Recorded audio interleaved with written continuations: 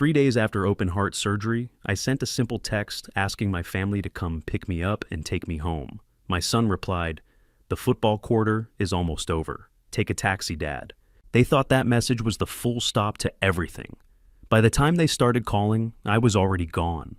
They had no idea that a single signature would destroy their lives. If you enjoy deep emotional stories that explore family choices and consequences, consider liking this video and subscribing to stay connected. I'd also love to know where you're listening. From your comments, help these stories reach others who might need them. Just a brief note before we continue, this narrative includes dramatized elements used to highlight themes and lessons. Any similarities are coincidental, while the message is intended to encourage reflection. The automatic doors of Mercy Hospital slid open, hitting me with a blast of sterile air conditioning that made my chest ache. I sat in the wheelchair, clutching a small plastic bag containing my personal effects. My wallet, my keys, and a photo of my late wife, Coretta. The incision down the center of my chest felt like it was on fire. It had only been 4 days since the surgeons sawed through my sternum to repair a valve that had kept me alive for 7 decades.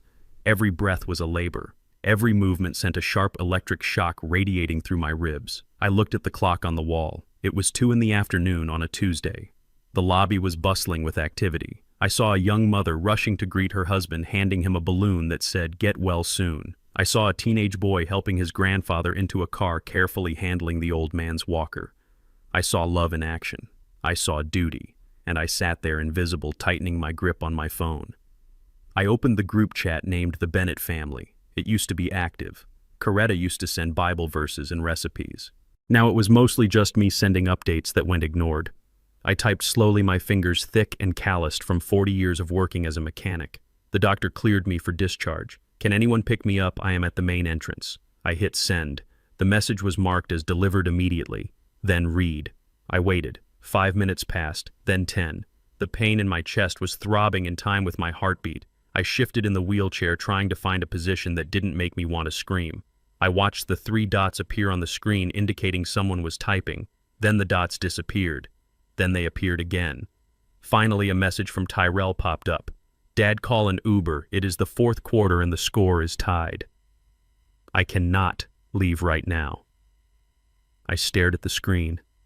Tyrell was 32 years old. He was my only son. I had paid for his college tuition by working double shifts at the garage, coming home with grease permanently stained into my nail beds. I had paid off his credit card debt 3 times. I had let him and his wife move into the house I owned free and clear because he said he needed to save money while he looked for a job. He had been looking for a job for 2 years, and now he could not leave a football game to pick up the man who gave him life.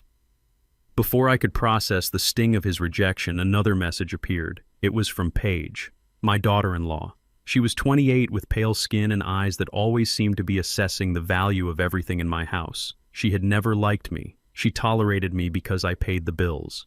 "Honestly, Langston, maybe you should ask the doctors to keep you another week. The house has been so peaceful without that hacking cough of yours keeping us up.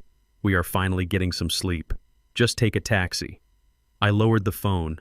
The words blurred as my eyes watered, not from sadness, but from a sudden sharp rage that momentarily eclipsed the physical pain in my heart. They were in my house. The house Coretta and I had bought in 1985. The house we had scrubbed and painted and renovated with our own hands.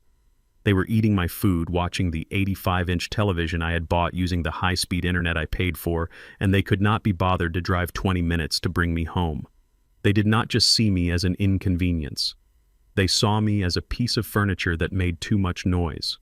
A broken appliance that they wished they could leave on the curb. "Mr. Bennett." I looked up. A nurse was standing there. She looked young, maybe the same age as Paige, but her eyes held a warmth that my daughter-in-law had never shown. She looked at my phone, which was still glowing in my lap, and then at my face. She saw the heavy realization settling in my eyes. She knew. Nurses always know when a patient has nowhere to go. "Is your ride delayed?" she asked gently. I cleared my throat, fighting the urge to cough because I could hear Paige's voice in my head mocking me. "Something like that," I rasped. "We can call social services, Mr. Bennett," she said, her voice lowering to a whisper so the people around us would not hear. "They have a voucher program for seniors who do not have family support. We can arrange a medical transport. It might take a few hours, but they will get you home safely." social services. The words hit me harder than the surgery. I was not a charity case. I was Langston Bennett. I was the head deacon at my church for 15 years. I was the man who fixed half the cars in this neighborhood. I had savings. I had dignity. Or at least I thought I did.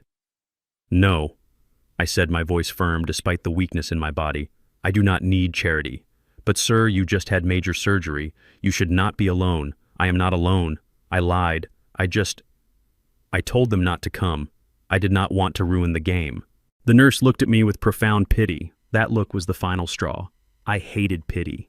I hated that my son had reduced me to a pitiful old man in a wheelchair lying to a stranger to protect his own pride. I pushed myself up from the wheelchair. The pain in my sternum was blinding like a hot knife twisting in the center of my chest. I gritted my teeth and forced my legs to hold my weight. I would not let them see me weak. I would not let Tyrell and Paige win. Mr. Bennett, please sit down, the nurse urged, reaching out to steady me. I am fine, I snapped, pulling my arm away. I am walking out of here. I took a step, then another. I walked toward the sliding glass doors, clutching my small plastic bag against my chest as if it were a shield.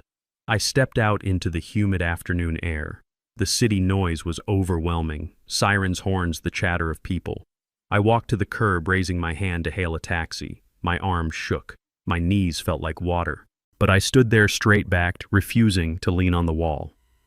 A yellow cab pulled up. The driver was an older man with a gray beard and kind eyes. He looked at me, saw the hospital bracelet still on my wrist, saw the way I was holding my chest, and he jumped out to open the door for me. Easy does it, brother, he said, guiding me into the back seat. Take your time. I collapsed onto the vinyl seat, gasping for air. The physical exertion had nearly knocked me out. Where to, the driver asked, looking at me in the rearview mirror. I gave him my address. It was the address of the home I had built, the home where my wife had died in my arms, the home that was currently occupied by two parasites who wished I would never return. As the taxi pulled away from the hospital, I took my phone out of my pocket. I looked at the chat one last time. Tyrell had sent a gif of a football player dancing. Paige had reacted with a heart emoji. They were celebrating. They were happy I was gone. They thought I was just a senile old man who would take the abuse and come back begging for scraps of affection. They thought they had the power. I looked out the window as the city rolled by. I touched the scar beneath my shirt. My heart was weak, yes. It was stitched together and bruised, but it was still beating. And as long as it was beating, I was still the man of my house. I opened my banking app. I checked the balance. I checked the deed to my house, which I kept a digital copy of in my secure folder. Everything was in my name. Everything. I turned off my phone. Driver, I said, my voice gaining a sudden cold strength. Yeah, stop at that convenience store up ahead. The one on the corner of Martin Luther King Boulevard. You sure that is a rough spot, the driver warned. I am sure, I said. I need to buy a few things, and I am feeling lucky. I did not know it then, but that stop would be the most important decision of my life. I was about to walk into a situation that would test my heart more than the surgery ever did, and I was about to buy a piece of paper that would turn the tables on Tyrell and Paige so violently they would never see it coming. The taxi driver hesitated but pulled over. I needed water. I needed aspirin. And for some reason I felt the spirit of Coretta whispering to me. She used to play the lottery every Tuesday. She never won more than $10, but she always said, Langston, you never know when the Lord is going to bless you. I stepped out of the taxi, ignoring the pain, and walked into the store. The air smelled of stale coffee and cleaning fluid. I did not know that in the next 10 minutes I would be staring down the barrel of a gun and holding a ticket worth $80 million. But right now, all I knew was that I was going home to a war, and I intended to win. The taxi smelled of pine air freshener and stale cigarette smoke, but to me it smelled like freedom. The driver, whose license on the dashboard identified him as Allie, glanced at me in the rearview mirror with eyes full of genuine concern. He had dark skin and the weary look of a man who worked 14 hours a day to feed people he loved. He reminded me of myself 20 years ago, back when I would come home with grease under my fingernails and my back aching just to put food on the table for Tyrell. You okay back there, sir? Allie asked, his voice thick with an accent I could not place. Maybe Somali or Ethiopian. You hold your chest like it hurts. Do you want me to turn up the air conditioning? I am fine, son. I wheezed, shifting my weight to find a position that did not make my sternum feel like it was splitting open. Just a little soreness. I had surgery a few days ago. Surgery? Ali shook his head, his eyes widening.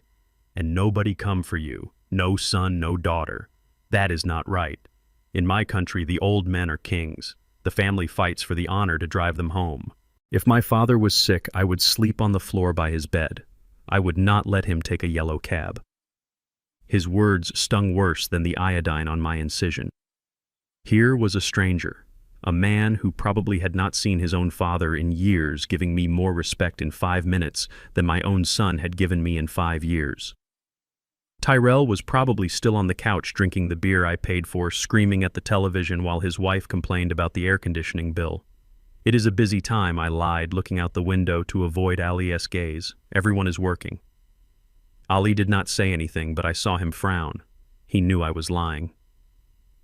We drove in silence for a few blocks until the brake lights ahead of us turned into a sea of red. Traffic was gridlocked. We were stuck on the edge of the east side, a neighborhood that had seen better days. The buildings were boarded up and graffiti covered the brick walls like scars. Young men stood on the corners watching the cars go by with hungry, desperate eyes. "Looks like we are stuck," Ali said, tapping the steering wheel. "There is a protest or an accident up ahead. We might be here a while." My throat felt like sandpaper. The hospital air had dried me out and the stress was making my mouth taste like old pennies. I looked to my right and saw a neon sign flickering in the twilight. A convenience store. It looked run down with bars on the windows and a door that looked like it had been kicked in a few times, but it was open. "I need water," I said, unbuckling my seatbelt. "I will be right back." "Sir, you should not go out there," Ali warned, turning around.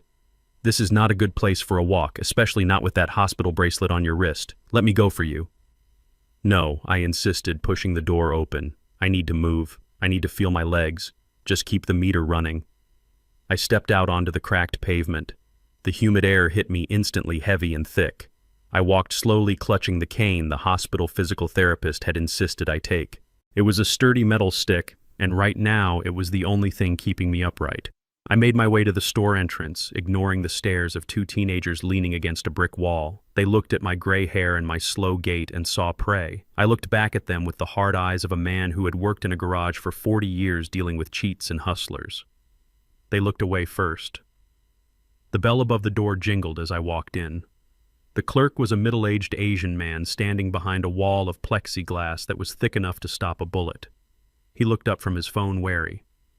"Just water," I muttered, making my way to the coolers in the back. I grabbed a bottle of water and a small packet of aspirin. My chest was throbbing, a dull rhythm of pain that synced with my heartbeat. As I walked back to the counter, my eyes drifted to the lottery machine. The Powerball jackpot was up to $80 million. Coretta used to play every week. She had a system. Her birthday, our anniversary, and the day we bought the house. She never won more than a free ticket, but she always said it was about hope, not money. Buying a ticket felt like talking to her. "Give me a Powerball too," I said, placing the water and aspirin on the counter. The clerk punched the buttons. "Do you want to pick your numbers or let the machine do it?" "I will pick them," I said. 4, 12, 19, 85, and 7. 7 was Coretta's lucky number. The machine whirred and spat out a small slip of paper. I handed the clerk a $20 bill, my fingers trembling slightly. Not from fear, but from weakness. I was tired. So incredibly tired. Suddenly the door crashed open. The bell jingled violently. 2 men burst in. They were wearing ski masks and oversized hoodies. The taller one had a pistol in his hand. It looked like a cheap piece, maybe a Saturday night special, but a bullet is a bullet. "Open the register," the gunman screamed, waving the weapon at the clerk. "Open it now, or I will blow your head off." The clerk froze his hands in the air, his face draining of color. "Please take it all." The second man jumped over the counter and started shoving cartons of cigarettes into a duffel bag. I stood near the lottery machine, gripping my cane. I was invisible to them. Just an old man in the corner. A piece of furniture. Just like I was to Tyrell. Just like I was to Paige. "Hey, old man," the gunman shouted, turning toward me. "Drop the wallet, throw it on the floor." I looked at him. I looked at the gun shaking in his hand. He was young, maybe Tyrell's age. He was scared, but he was also dangerous. I slowly reached into my pocket. My chest screamed in protest. Faster, Grandpa, he yelled, taking a step toward me. Something inside me snapped. Maybe it was the medication. Maybe it was the pain.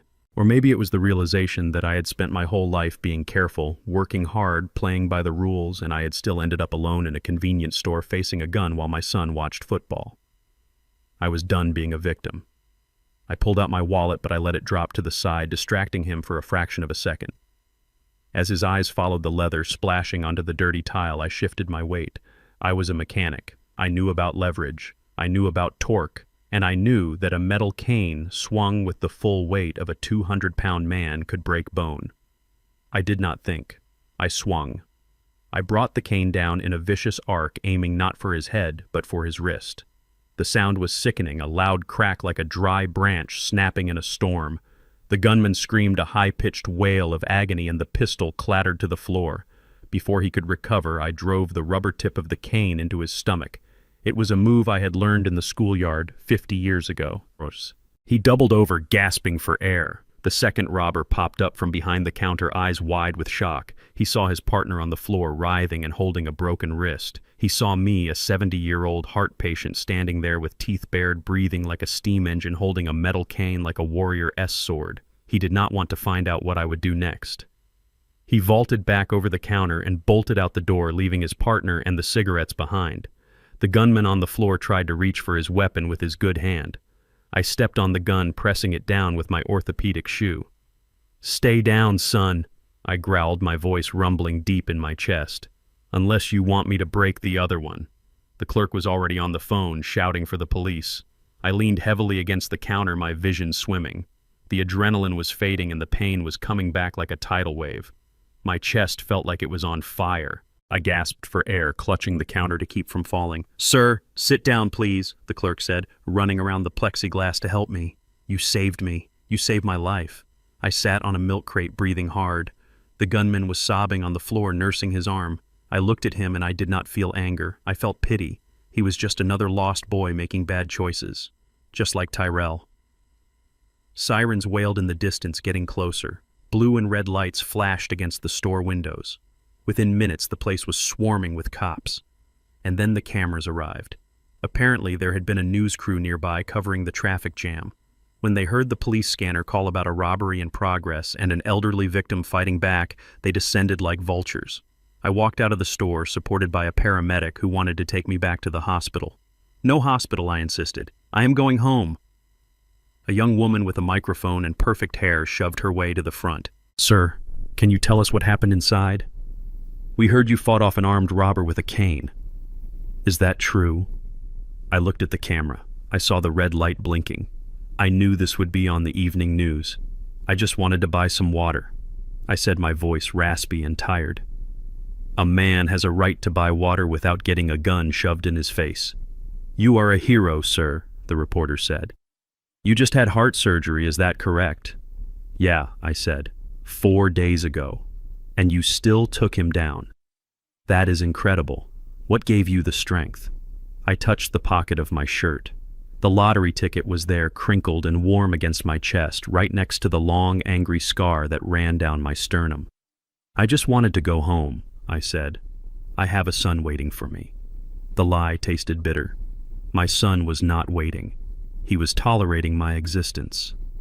"Can we get your name, sir?" the reporter asked. "Langston Bennett," I said. The paramedics checked my vitals. My blood pressure was high, but my heart was holding steady.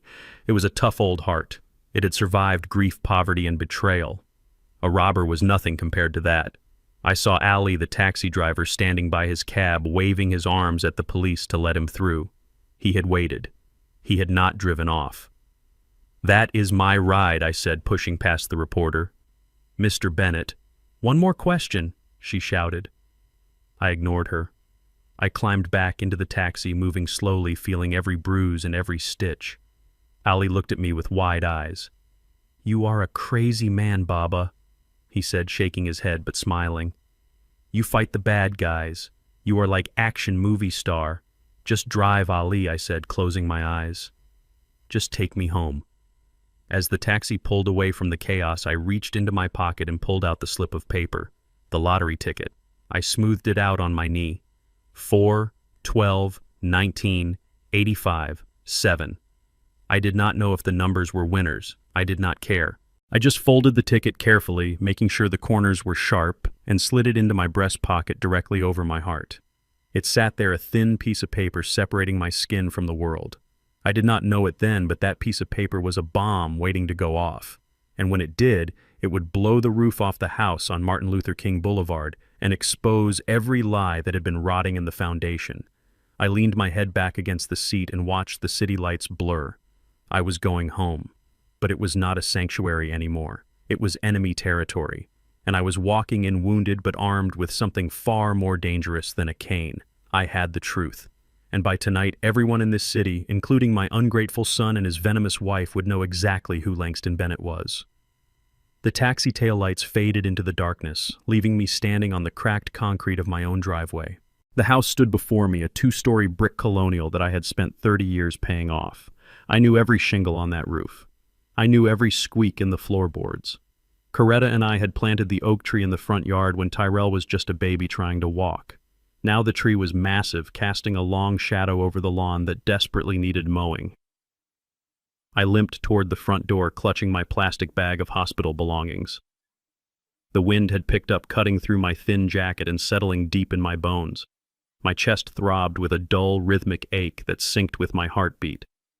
Every step was a negotiation with pain. I just wanted my bed. I wanted my pillows. I wanted to smell the faint scent of lavender that still lingered in the master bedroom sheets even years after Coretta had passed. I reached for my keys, my fingers trembling slightly from exhaustion. I found the brass key, the one I had used every day for 2 decades. I slid it into the lock. It did not turn. I frowned, thinking maybe I had grabbed the wrong one. I tried again, jiggling it, pushing it, pulling it back slightly. The key would not budge. The cylinder felt different. Stiff. New. I stepped back and looked at the hardware. It was a shiny smart lock with a keypad and a camera. They had changed the locks. My son and his wife had changed the locks on my house while I was lying in a hospital bed with my chest cut open. A wave of dizziness hit me. I had to lean against the door frame to keep from sliding down the brickwork. It was not just the physical weakness. It was the sheer audacity of it, the disrespect. I raised my hand and knocked. The sound was hollow against the heavy wood. Silence. I knocked again, harder this time, ignoring the sharp pain that shot through my shoulder. Tyrell. Paige. Open the door. It is me. I waited. I could see the blue flicker of the television through the living room curtains. I knew they were in there. They could hear me. They were choosing not to answer. 5 minutes passed. The wind was biting now, stinging my face. I was shivering, and shivering was dangerous for my stitches. I felt like a beggar on my own porch, a stranger asking for alms at the castle gate. I pounded on the door with the handle of my cane. The metal rang out loud and angry. "Open this door, Tyrell." Finally, the porch light flicked on, blinding me for a second. I heard the electronic whir of the new lock disengaging. The door swung open, but only halfway. Paige stood there, blocking the entrance. She was wearing a silk robe that I recognized from a luxury catalog that had arrived in the mail last week addressed to her. In her hand, she held a glass of white wine. The condensation on the glass told me it was chilled perfectly, unlike me shivering on the doorstep. She looked me up and down, her expression hovering somewhere between annoyance and mild disgust. She did not step back to let me in. She did not ask if I was okay. She just took a sip of her wine and sighed. "You are making a lot of noise, Langston," she said. "The neighbors are going to complain." I tried to step forward, but she didn't move. "You changed the locks," I said, my voice raspy. "We had to," she replied breezily. "Security concerns. You know how it is in this neighborhood. We meant to give you the code later. We did not think you would actually be coming back so soon." She said coming back as if I were a guest who had overstayed his welcome, not the owner of the property. "Let me in, Paige," I said, gripping my cane until my knuckles turned white. "I need to sit down." She hesitated for a fraction of a second, as if weighing whether it was worth the effort to keep me out. Then she stepped aside, rolling her eyes. "Fine, but please try to be quiet. Tyrell is watching the game, and he has had a long day. A long day. My son had a long day sitting on my couch while I was fighting off armed robbers and recovering from heart surgery." The irony tasted like bile in my throat. I stepped across the threshold, and the sensory assault was immediate. The house did not smell like my home anymore. For 40 years, this house had smelled of lemon oil, pine wood, and the spices Coretta used to cook with. paprika, garlic, thyme. It was a warm, earthy smell. Now the air was thick with a cloying, artificial scent, vanilla and heavy musk. I looked around. There were candles everywhere, expensive designer candles burning on the mantel, on the side tables, on the dining console. They were suffocating. It smelled like a funeral parlor or a cheap boutique. I walked into the living room. The furniture had been rearranged. My favorite recliner, the leather one molded perfectly to my back, was gone. In its place was a trendy beige accent chair that looked like it would collapse if a grown man sat on it. Tyrell was sprawled on the main sofa, his feet propped up on the coffee table. He was wearing a jersey that cost more than my weekly grocery budget. He did not look up when I entered. His eyes were glued to the 85-inch screen where millionaires were chasing a ball. "Hey, Dad," he grunted, taking a bite of a slice of pizza. "You made it." I stood there leaning on my cane, waiting for him to get up, waiting for him to offer me a seat, waiting for him to ask how the surgery went, waiting for him to act like a man. He did not move. "Where is my chair?" I asked. Paige walked past me, trailing the scent of expensive perfume. "Oh, that old thing. We put it out on the curb for bulk pickup." It was hideous, Langston. The leather was cracked and it ruined the aesthetic of the room. "We are trying to modernize the space. Give it some feng shui." "You threw away my chair," I repeated. "It smelled like oil," an old man, Paige said, taking another sip of wine. "Besides, you are hardly ever down here. You just sit in it and sleep." It was depressing. I looked at Tyrell. He finally glanced away from the TV for a second, but he could not meet my eyes. He stared at a spot on the wall just past my shoulder. "Paige has a good eye for design, Dad," he mumbled. "The house looks better. More value." I was too tired to argue about furniture. I was too tired to scream. My body was shutting down. I needed to lie down before I collapsed right there on their modern beige rug. "I am going to my room," I said, turning toward the stairs. "I need to rest." Paige cleared her throat, a sharp, abrasive sound. "About that," she said, stepping in front of the staircase. I stopped. The hair on the back of my neck stood up. There was a gleam in her eyes, a predatory satisfaction that she was barely trying to hide. "What now?" I asked. "We made some changes while you were in the hospital," she said, examining her manicured fingernails. "Since you were gone and we didn't know when or if you were coming back, we decided to repurpose the master bedroom." "Repurpose," I whispered. "That was my room. That was the room where I had held Coretta while she took her last breath. That was the room where we had conceived Tyrell. It was my sanctuary. It has the best light," Paige explained. "And since I am launching my yoga and wellness channel, I needed a studio. We moved the bed out. We painted the walls a soothing sage green. We put in full-length mirrors. It is really beautiful, Langston. You should be happy. It is being used for something productive now." I looked at Tyrell again. He shrank into the sofa, turning up the volume on the game, as if the crowd noise could drown out his shame. "You kicked me out of my own bedroom," I said, my voice rising despite the pain. "Where am I supposed to sleep?" Paige pointed a manicured finger toward the kitchen door, toward the door that led down to the finished basement. "The downstairs suite is open," she said. "It is private. It is quiet. And honestly, it is better for everyone. You won't have to worry about the stairs with your heart condition. And we won't have to hear you coughing all night. It is a win-win." The basement. It was a finished basement, yes, but it was damp. It had small windows near the ceiling that barely let in any light. It was cold in the winter and humid in the summer. It was where we stored the Christmas decorations and the old winter coats. It was not a room for the master of the house. It was a room for a servant or a dog. "You put my things in the basement?" I asked, feeling the heat rise in my face. "We moved your clothes and your nightstand," Paige said. "The bed wouldn't fit down the narrow stairs, so we put the air mattress down there for now. It is very comfortable, high quality." An air mattress. I looked at them. My son, the coward. My daughter-in-law, the usurper. Standing in my house, drinking my wine, watching my TV, telling me to go sleep on a balloon in the cellar.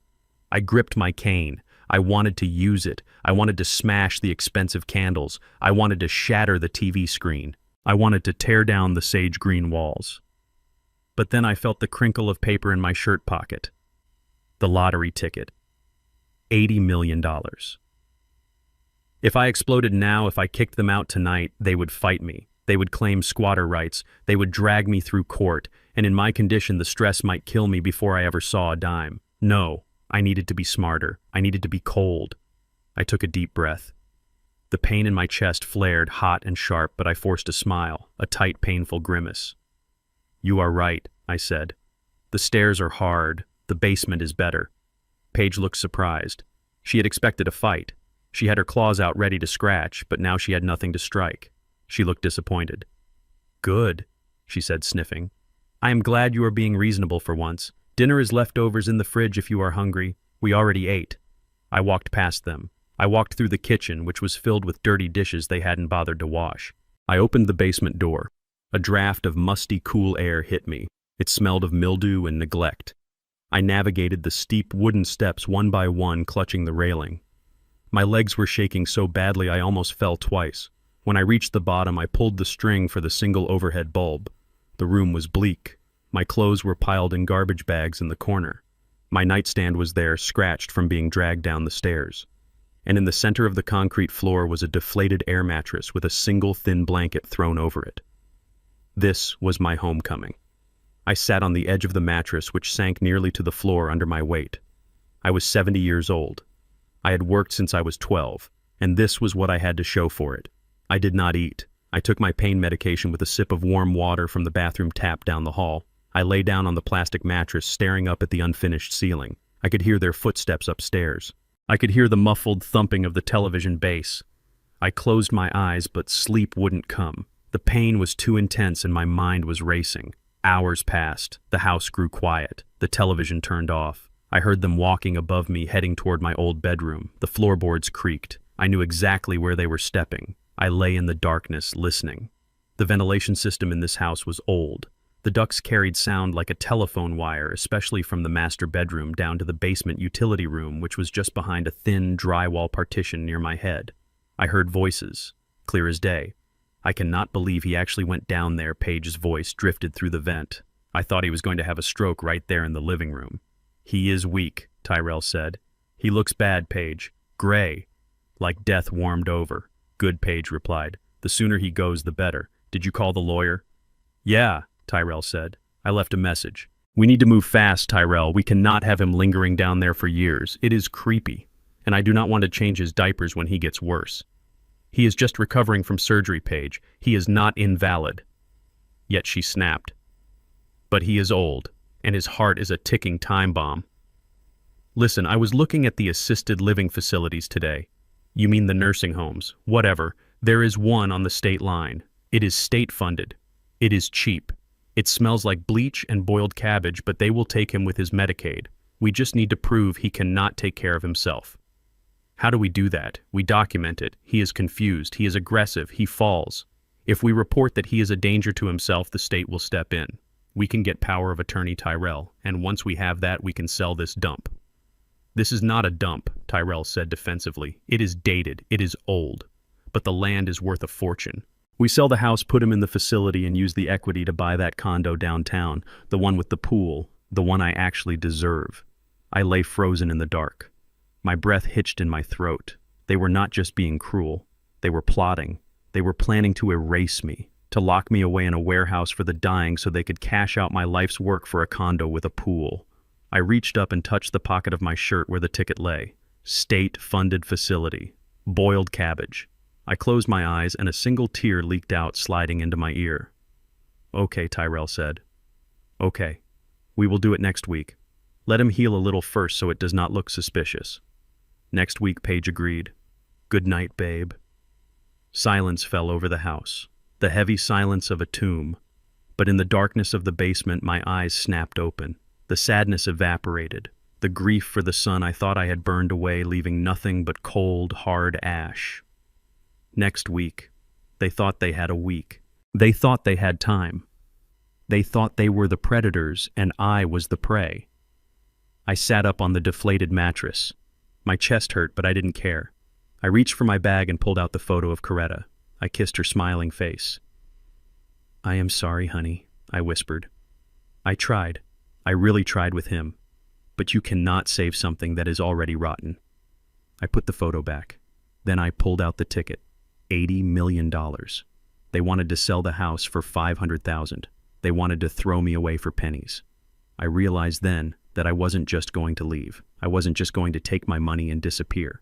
That would be too easy. That would be too kind. No, I was going to give them exactly what they wanted.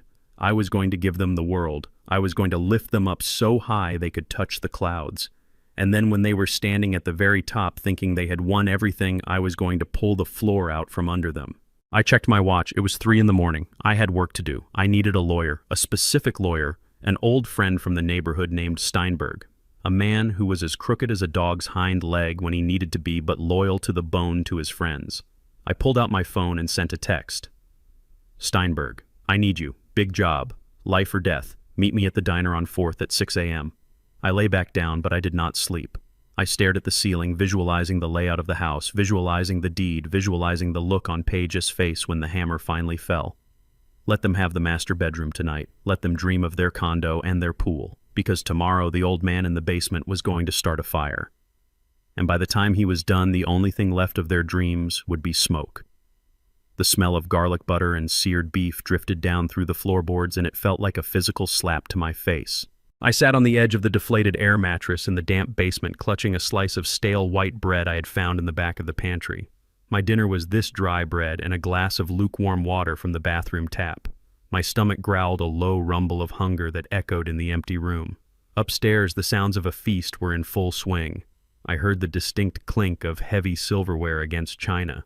They were using Coretta's good plates, the ones with the gold rim that she only brought out for Thanksgiving and Christmas.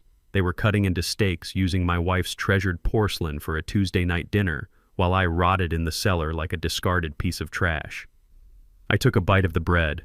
It stuck to the roof of my mouth, dry and tasteless. I swallowed it with difficulty, feeling it slide past the lump of anger in my throat. I was not just hungry for food, I was starving for respect. But that night the menu only offered humiliation. I heard Tyrell laugh. It was a full belly laugh, the kind he used to share with me when we worked on cars together. Now he was laughing at something Paige said. Her voice was shrill and excited, piercing through the floor. They were celebrating their future. They were toasting to the master bedroom they had stolen and the condo they planned to buy. They were celebrating a life without me.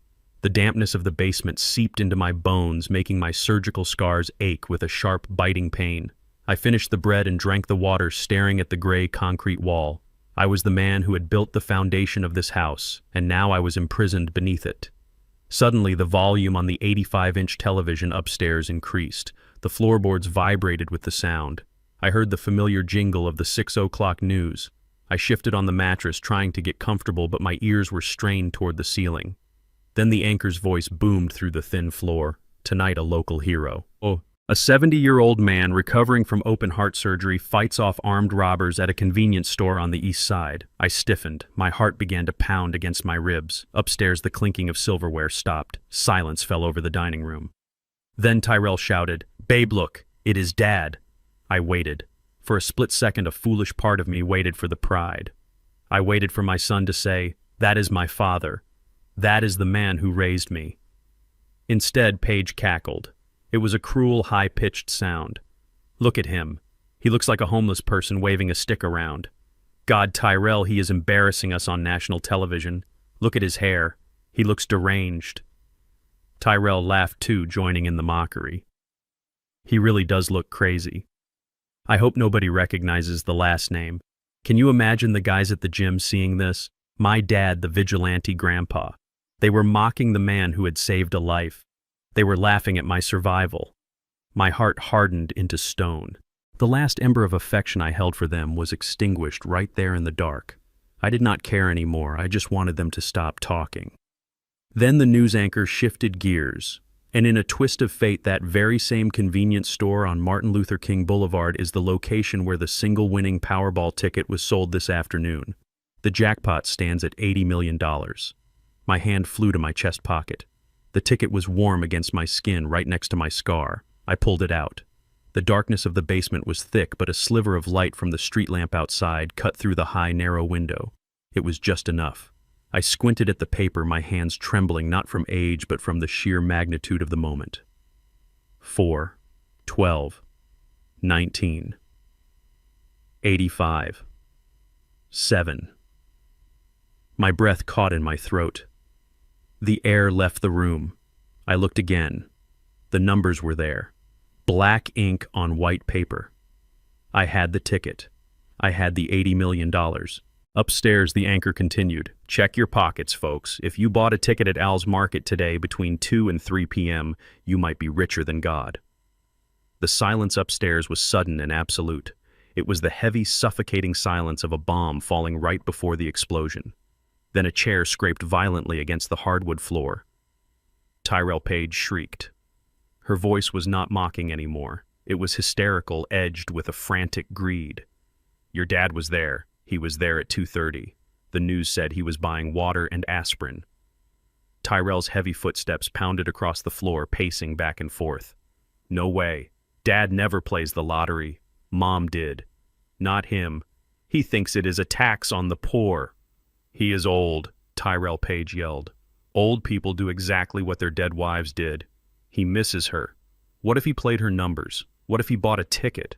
I sat in the dark, clutching $80 million, listening to my son and his wife hyperventilate over money they thought belonged to them. I heard them running around the room. I heard them opening drawers. They were looking for something. They were looking for proof.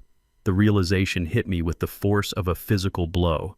The air in the basement suddenly felt very thin. I knew my son. I knew his weakness. And I knew Paige. I knew her ambition. If they came down here and found this ticket, I would never leave this house alive. They would not wait for the nursing home. They would not wait for the state to declare me incompetent. $80 million was enough motive to turn a bad son into a murderer. They would find a pillow. They would find an accident. They would say my heart just gave out. I had to move. The pain in my chest was forgotten. Adrenaline flooded my veins, cold and sharp. I folded the ticket carefully, making it as small as possible, and put it inside my sock deep against my ankle bone. I grabbed my small plastic hospital bag. I put the photo of Coretta inside. I found the original deed to the house, which I had hidden in an old rusted toolbox they never touched because it was too dirty for their delicate hands. I shoved that in too. Above me, the argument was escalating. Go ask him, Paige screamed. Go down there and check his pockets. I am not going down there, Tyrell yelled back. You go. He is weird right now. He might hit me with that cane. We need to know. Tyrell Page hissed. $80 million. Do you know what we could do with that? We could buy the whole building, not just the condo. Go down there. While they screamed about who would come down to interrogate me, I moved toward the back door of the basement. It was a bulkhead door leading out to the backyard.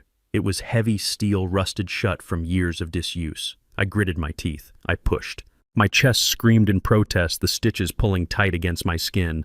I pushed harder, ignoring the agony. The rusty hinges groaned a low metallic screech, but the sound was masked by Paige throwing a wine glass against the wall upstairs. The door gave way. I slipped out into the cool night air. The grass was wet against my ankles. I did not look back at the house. I did not look at the warm glow of the kitchen window where my family was plotting to strip search me. I hobbled through the backyard, past the overgrown garden Coretta used to tend toward the dark alleyway. I was leaving my home. I was leaving the life I had built for 40 years, but I was taking my dignity and $80 million with me. I reached the street and kept walking one painful step at a time, staying in the shadows until the house was just a dark shape behind me. I was a ghost now, a rich, vengeful ghost. And they would not see me again until I was ready to bring their world crashing down. The marble lobby of the Grand Ellington Hotel was so polished I could see the reflection of my worn sneakers on the floor. I walked up to the front desk, clutching my plastic hospital bag like a drifter who had wandered in from the cold. The concierge, a young man with a stiff collar and a stiffer upper lip, looked me up and down. His eyes lingered on my wrinkled clothes and the cane in my hand. I could see the dismissal forming on his lips, the polite request for me to leave the premises. Before he could speak, I pulled out my wallet and slapped my black credit card on the counter. It was the one card I had kept secret from Tyrell, a remnant of the days when I ran my own shop and had impeccable credit. I want the presidential suite, I said, my voice rough but commanding, for a week. And I want a bottle of your finest bourbon sent up, not for drinking, just for looking at. The clerk's demeanor changed instantly. The plastic smile snapped into place. Of course, Mr. Bennett. Right away, sir. 10 minutes later, I was standing in a room bigger than the entire ground floor of my house. There were floor-to-ceiling windows overlooking the city skyline. The bed was a cloud of white linen. The bathroom had a tub deep enough to swim in. I sat on the edge of the bed, and for the first time in 4 days, I breathed. The air here didn't smell of mildew or cheap vanilla candles. It smelled of lavender and money. I took a long, hot shower, letting the water scald the memory of that damp basement off my skin. I scrubbed away the grime of the alleyway. When I stepped out, I wrapped myself in a robe that felt like a hug from an old friend. I sat in a velvet armchair by the window and finally turned my phone back on. It vibrated so hard against the glass table it sounded like a drill. The screen lit up with a chaotic stream of notifications. 99 missed calls, 57 text messages. The sheer volume of their panic was satisfying. I opened the messages. Tyrell. Dad, where are you? We are so worried. Please pick up. Tyrell. We saw the news. Is it true? Do you have the ticket? Paige. Dad, please come home. The basement was just temporary until we fixed up the guest room. We love you. Paige. We are family, Langston. Do not let strangers turn you against us. Call us back immediately. I scrolled through the lies. Just hours ago, I was a nuisance, a coughing old man to be hidden away. Now, I was dad. I was beloved. I was family. The hypocrisy was nauseating. They were not worried about my heart. They were worried about the $80 million walking around the city without their supervision. They were terrified I would die before they could get my signature on a check. I did not reply. Let them sweat.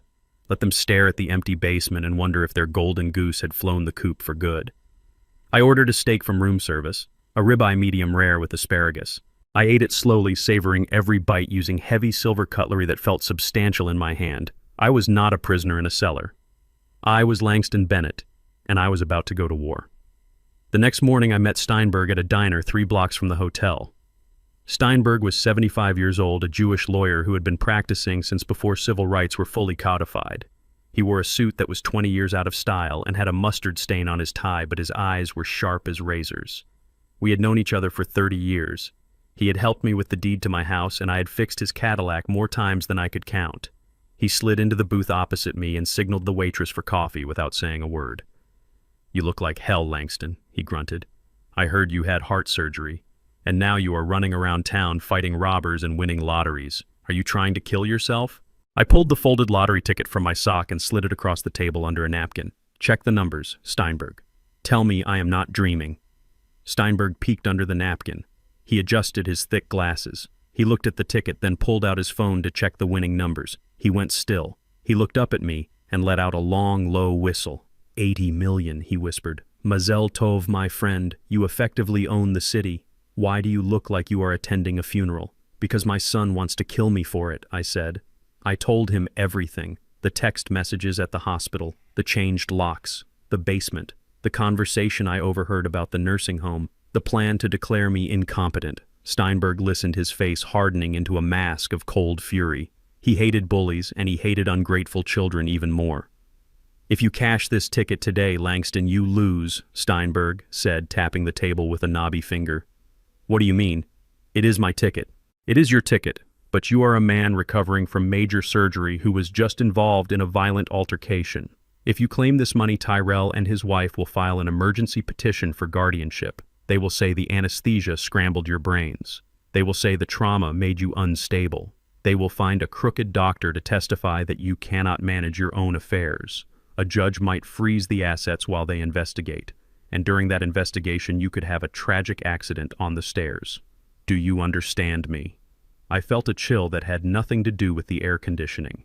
They would use the legal system to put a leash on me. "So what do?" I asked. "We set a trap." Steinberg said, a wicked grin spreading across his face. "We make them believe you are exactly what they say you are. Confused, senile, weak. We make them think the ticket is lost or that you are too out of it to cash it." "Why?" "Because greedy people make mistakes when they think they have won," Steinberg explained. "We need to insulate your assets before the money hits your account. We need to get them to sign a document voluntarily disinheriting themselves. How in the world will I get them to do that?" "We create a trust," Steinberg said, "the Bennett Family Trust. I will draft the papers. We tell them that in order to avoid the 40% inheritance tax, which is a lie, but they are too stupid to know that we need to consolidate all family assets into the trust before the lottery winnings are deposited. We tell them that the trust requires the current deed to the house and any other assets to be signed over to you, the grantor, to trigger the tax loophole. They will sign over the house to get the 80 million I realized. They would sign over their own souls for 80 million. Steinberg chuckled. They will think it is just a formality. A paper shuffle. Once they sign the quitclaim deed on the house and sign the waiver of beneficiary rights to the trust, they are legally entitled to nothing. The trust will be revocable only by you. And the moment the money clears, we evict them. It was brutal. It was ruthless. It was perfect. Draw it up, I said. One more thing, Steinberg warned. You have to sell the performance, Langston. You have to go back there and be the doddering old fool they want you to be. You have to let them abuse you for a few more days. Can you do that? Can you swallow your pride? I thought about the basement. I thought about the air mattress. I can do it, I said. Good. Go to the bank. Put the ticket in a safety deposit box. Do not walk around with $80 million in your sock. Make a photocopy. A bad one. Something blurry. Use that as your prop. And Langston, be careful. These people are not your family anymore. They are sharks, and you are swimming in their tank. I left the diner and went straight to the First National Bank. I rented a box. I placed the ticket inside the metal drawer. It looked just like a piece of paper, but it felt heavy like a brick of gold. I locked it away. Then I went to the business center in the hotel. I made a photocopy of the ticket, then I crumpled it up, smoothed it out, and rubbed a little coffee stain on the corner. It looked old. It looked neglected. I went back up to my room and stood in front of the full-length mirror. I looked at the man staring back at me. He looked strong. Too strong. I slumped my shoulders. I let my jaw go slack. I widened my eyes to give them a vacant, watery look. I practiced a tremor in my right hand. "Where is my ticket?" I mumbled to the mirror, my voice pitching up into a confused whine.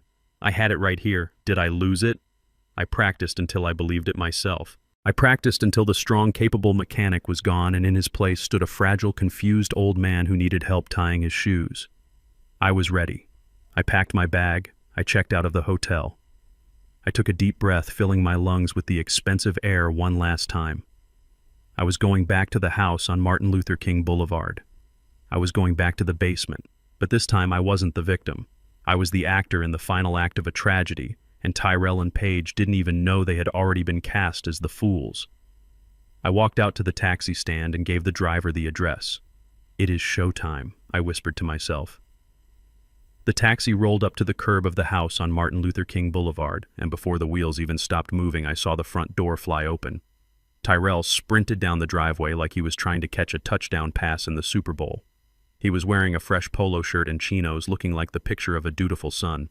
Paige was right behind him, standing on the porch with a smile so wide and bright it looked like it had been painted on by a clown. I sat in the back seat and took a deep breath. I let my shoulders slump forward. I relaxed my jaw until my mouth hung slightly open. I let my hands tremble. The strong man who had faced down a robber was gone. In his place sat a confused, fragile old man who had just wandered home. Ali, the taxi driver, looked at me in the rearview mirror, confused by my sudden transformation. I gave him a quick wink before Tyrell yanked the door open. "Dad," Tyrell shouted, his voice cracking with a performance of relief that deserved an Oscar. "Oh, thank God. We were so worried. Where did you go? Why did you not answer your phone?" I blinked at him, slowly dazed. "Tyrell." I rasped, my voice weak. "Is that you, son? I got lost. The city is so big." Tyrell reached in and unbuckled my seatbelt. His hands were gentle, almost reverent. This was the same man who told me to call an Uber yesterday because the game was tied. Now he was treating me like I was made of spun glass. "I got you, Dad. I got you. Let me help you up." He practically lifted me out of the car. I put all my weight on him, letting him groan under the strain. I wanted him to feel the burden of the father he had tried to throw away. Paige came running down the steps. She wasn't holding a glass of wine today. She was wringing her hands together, her eyes scanning me up and down, looking for one thing and one thing only. "The ticket." "Langston," she cooed. "You poor thing, you must be exhausted. Come inside." We made breakfast. We made a feast. They guided me into the house. The smell hit me immediately. It wasn't the cloying vanilla scent from yesterday. It was bacon. Hickory smoked bacon, eggs frying in butter, warm biscuits, and fresh coffee. It smelled like Saturday mornings used to smell when Coretta was alive. They had gone all out. They sat me down at the head of the dining table. The good china was out again, but this time it was set for me. There was a mountain of food, scrambled eggs, sausages, grits swimming in butter, and a stack of pancakes. I looked at the food and then at them. They were hovering over me, watching me with hungry, desperate eyes. "Eat, Dad," Tyrell urged, pushing a glass of orange juice toward my hand. "You need your strength. The medicine makes you weak." I reached for the glass, letting my hand shake violently. Juice sloshed over the rim and spilled onto the pristine tablecloth. "Oops," I muttered. "I am sorry. My hands. They do not work right." "No problem," Paige chirped, grabbing a napkin and dabbing at the spill. "Do not worry about it, Langston. We will clean it up. Just eat." Then she did something that almost made me break character. She looked at my sneakers. They were old, worn, scuffed from the alleyway. "Oh, Tyrell, look at his feet," she said. "He is still wearing those dirty shoes. He must be so uncomfortable." Tyrell dropped to his knees instantly. He did not hesitate. He knelt on the hardwood floor at my feet and began to untie my shoelaces. "Let me get these off you, Dad," he said. "You need to relax." I looked down at the top of my son's head. I remembered changing his diapers. I remembered tying his cleats before his first Pee-wee game. And now here he was, kneeling not out of love but out of a greed so profound it had erased his dignity. He pulled my shoes off gently, peeling away the socks. I held my breath. The photocopy of the ticket was in my pocket, not my sock. But the feeling of his hands on my feet was a stark reminder of the power dynamic shift. Yesterday I was dirt. Today I was the golden calf. I ate slowly, chewing every bite with agonizing slowness while they watched. I could feel the tension radiating off them. They were vibrating with the need to ask the question, the $80 million question. Finally, Paige could not take it anymore. She sat down next to me and poured herself a coffee, her hand trembling slightly. "So, Langston," she started, her voice high and tight. "We saw the news last night. About the robbery." I stopped chewing. I stared at a piece of bacon. "Robbery," I mumbled. "Yes. Bad men. Loud noises." "You were so brave," Tyrell added, still sitting on the floor by my feet. "A hero." "Dad, everyone is talking about it." I nodded slowly. "I just wanted water." Paige leaned in closer. Her perfume was overpowering. "The news report said something else, Langston. They said the winning Powerball ticket was sold at that store, at the exact time you were there." The room went deadly silent. I could hear the refrigerator humming in the kitchen. I could hear Tyrell's breathing hitch. "Ticket," I repeated, testing the word like it was foreign. "Yes, Dad," Tyrell said, getting up to his knees. "The lottery. Did you buy a ticket? Mom's numbers, remember?" I frowned. I scrunched up my face, looking like I was trying to solve a complex math problem in my head. "Coretta," I whispered. "Yes, I missed her. I wanted to play her numbers." Paige let out a small gasp. "So you did play? You bought a ticket?" I nodded. "I think so." "Yes." The machine made a noise. "Where is it?" Langston Paige asked, her eyes wide and manic. "Where is the ticket?" I patted my chest pocket, then my pants pockets. I looked around the table. I started to check the floor. "It was here," I said, my voice rising in panic. It was a little piece of white paper. I had it. "Did you put it in your wallet?" Tyrell asked, grabbing my jacket from the back of the chair and rifling through it. No, I said, waving my hand dismissively. I took it out. I looked at it. But then what? Paige pressed, gripping the edge of the table. "My head hurts," I complained, rubbing my temples. "The doctor said the anesthesia causes memory loss." I was confused. The men with the guns came in. I was scared. "What did you do with the paper, Dad?" Tyrell asked, his voice tight with suppressed screaming. I think I threw it away," I said. The color drained from Paige's face so fast I thought she was going to faint. Tyrell looked like he had been punched in the gut. "You threw it away," Paige whispered. "I crumpled it up," I said, looking at my hands. I thought it was a receipt, or maybe a wrapper. I threw it in the trash can outside the hotel, or maybe the taxi. I do not remember. Why? Was it important? Tyrell made a sound like a wounded animal. He put his head in his hands. Paige stood up so fast her chair tipped over backward. Which hotel, she demanded. Which taxi? What company was it? I do not know, I wailed, letting my voice crack. Why are you yelling at me? I just want to finish my eggs. I am not yelling, Paige hissed, forcing a smile that looked like a rictus of pain. I am just asking. Think, Langston. Think hard. Did you put it in your pocket? Maybe the other pocket. I checked again. I pulled out the lint. I pulled out a used tissue. I pulled out the crumpled photocopy I had made at the hotel, the one with the coffee stain and the blurry numbers. Oh, here is a paper, I said, holding it up. But this is just trash. See, it is all wrinkled. I moved to toss it onto the table, but Tyrell lunged for it. He snatched it out of my hand like a starving dog grabbing a bone. He smoothed it out on the tablecloth. Paige hovered over his shoulder. I watched their eyes scan the blurry ink. 4, 12, 19, 85, 7. Oh my God, Paige breathed. Oh my God, Tyrell, this is it. This is the ticket. Tyrell looked at the paper, then at me, then back at the paper. It looks weird, he said. It looks like a copy. Or old. I spilled coffee on it, I said, innocently. At the hotel. Is that the ticket? Did I win $10? $10! Paige laughed a hysterical, bubbling sound. You won $80 million, Langston.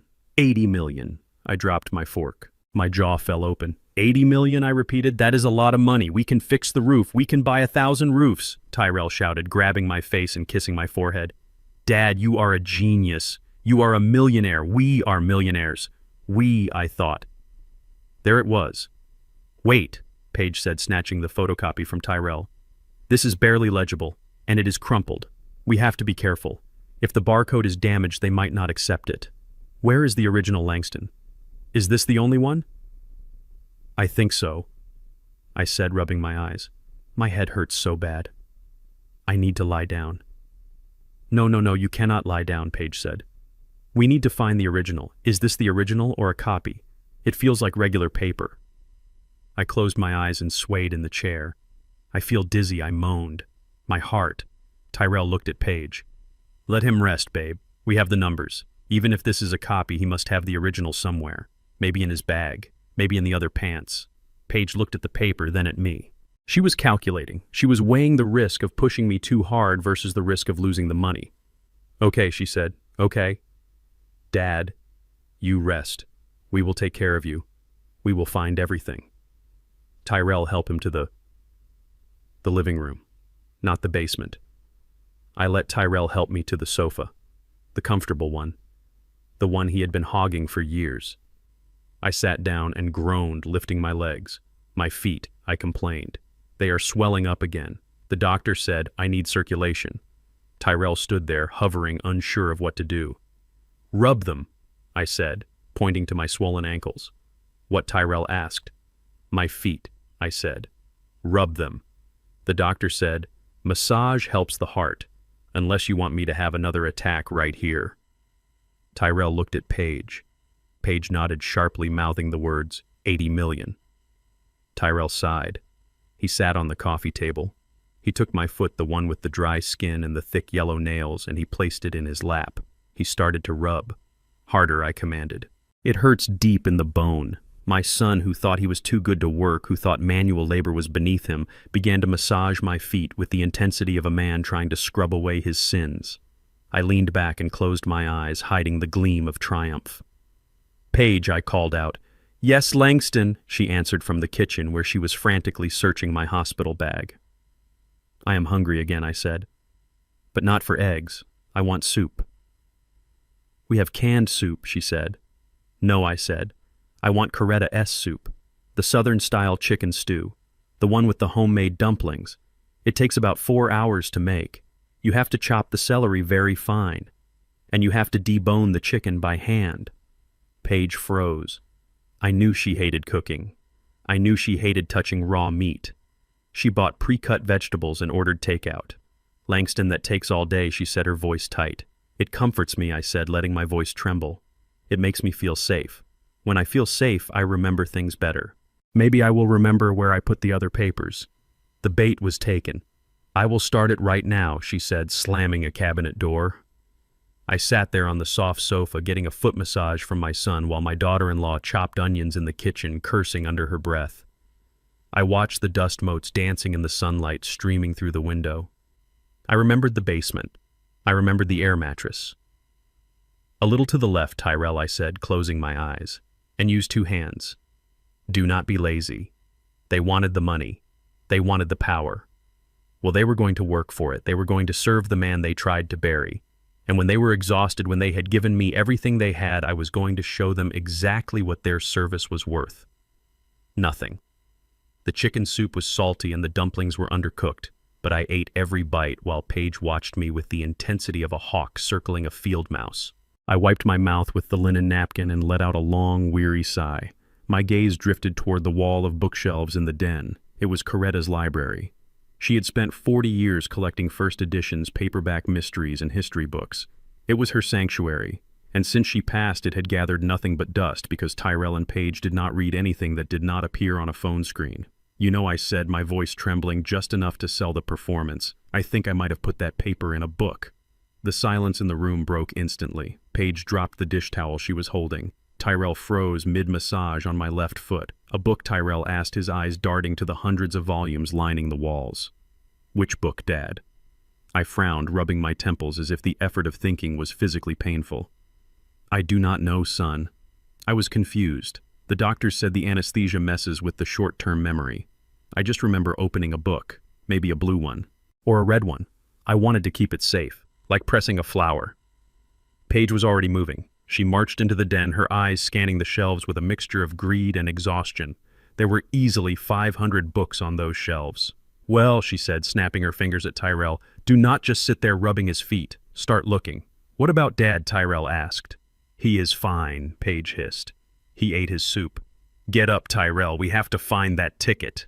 I watched from the comfort of the sofa as my son and his wife descended upon my wife's legacy like a swarm of locusts. At first they were careful. They pulled books out one by one, shaking them gently by the spine, hoping the slip of paper would flutter out. They checked the blue books first, then the red ones. Nothing. "Check them all." Paige commanded, her voice rising an octave. He said he was confused. It could be in any of them. The carefulness evaporated. Desperation took over. Tyrell started grabbing handfuls of paperbacks, ripping them off the shelves and fanning the pages aggressively. Books fell to the floor with heavy thuds. Dust billowed into the air, creating a haze in the afternoon sunlight.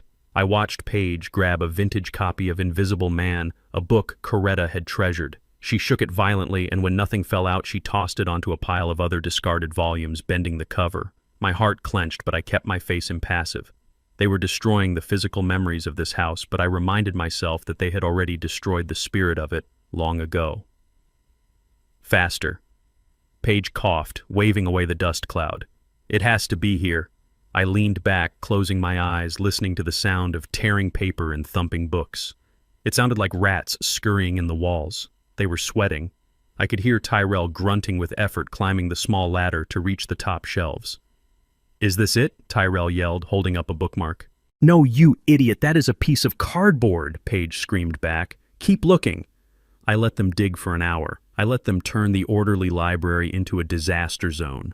The floor was littered with literature. The air was thick with dust mites. They were coughing, sneezing, and cursing each other under their breath.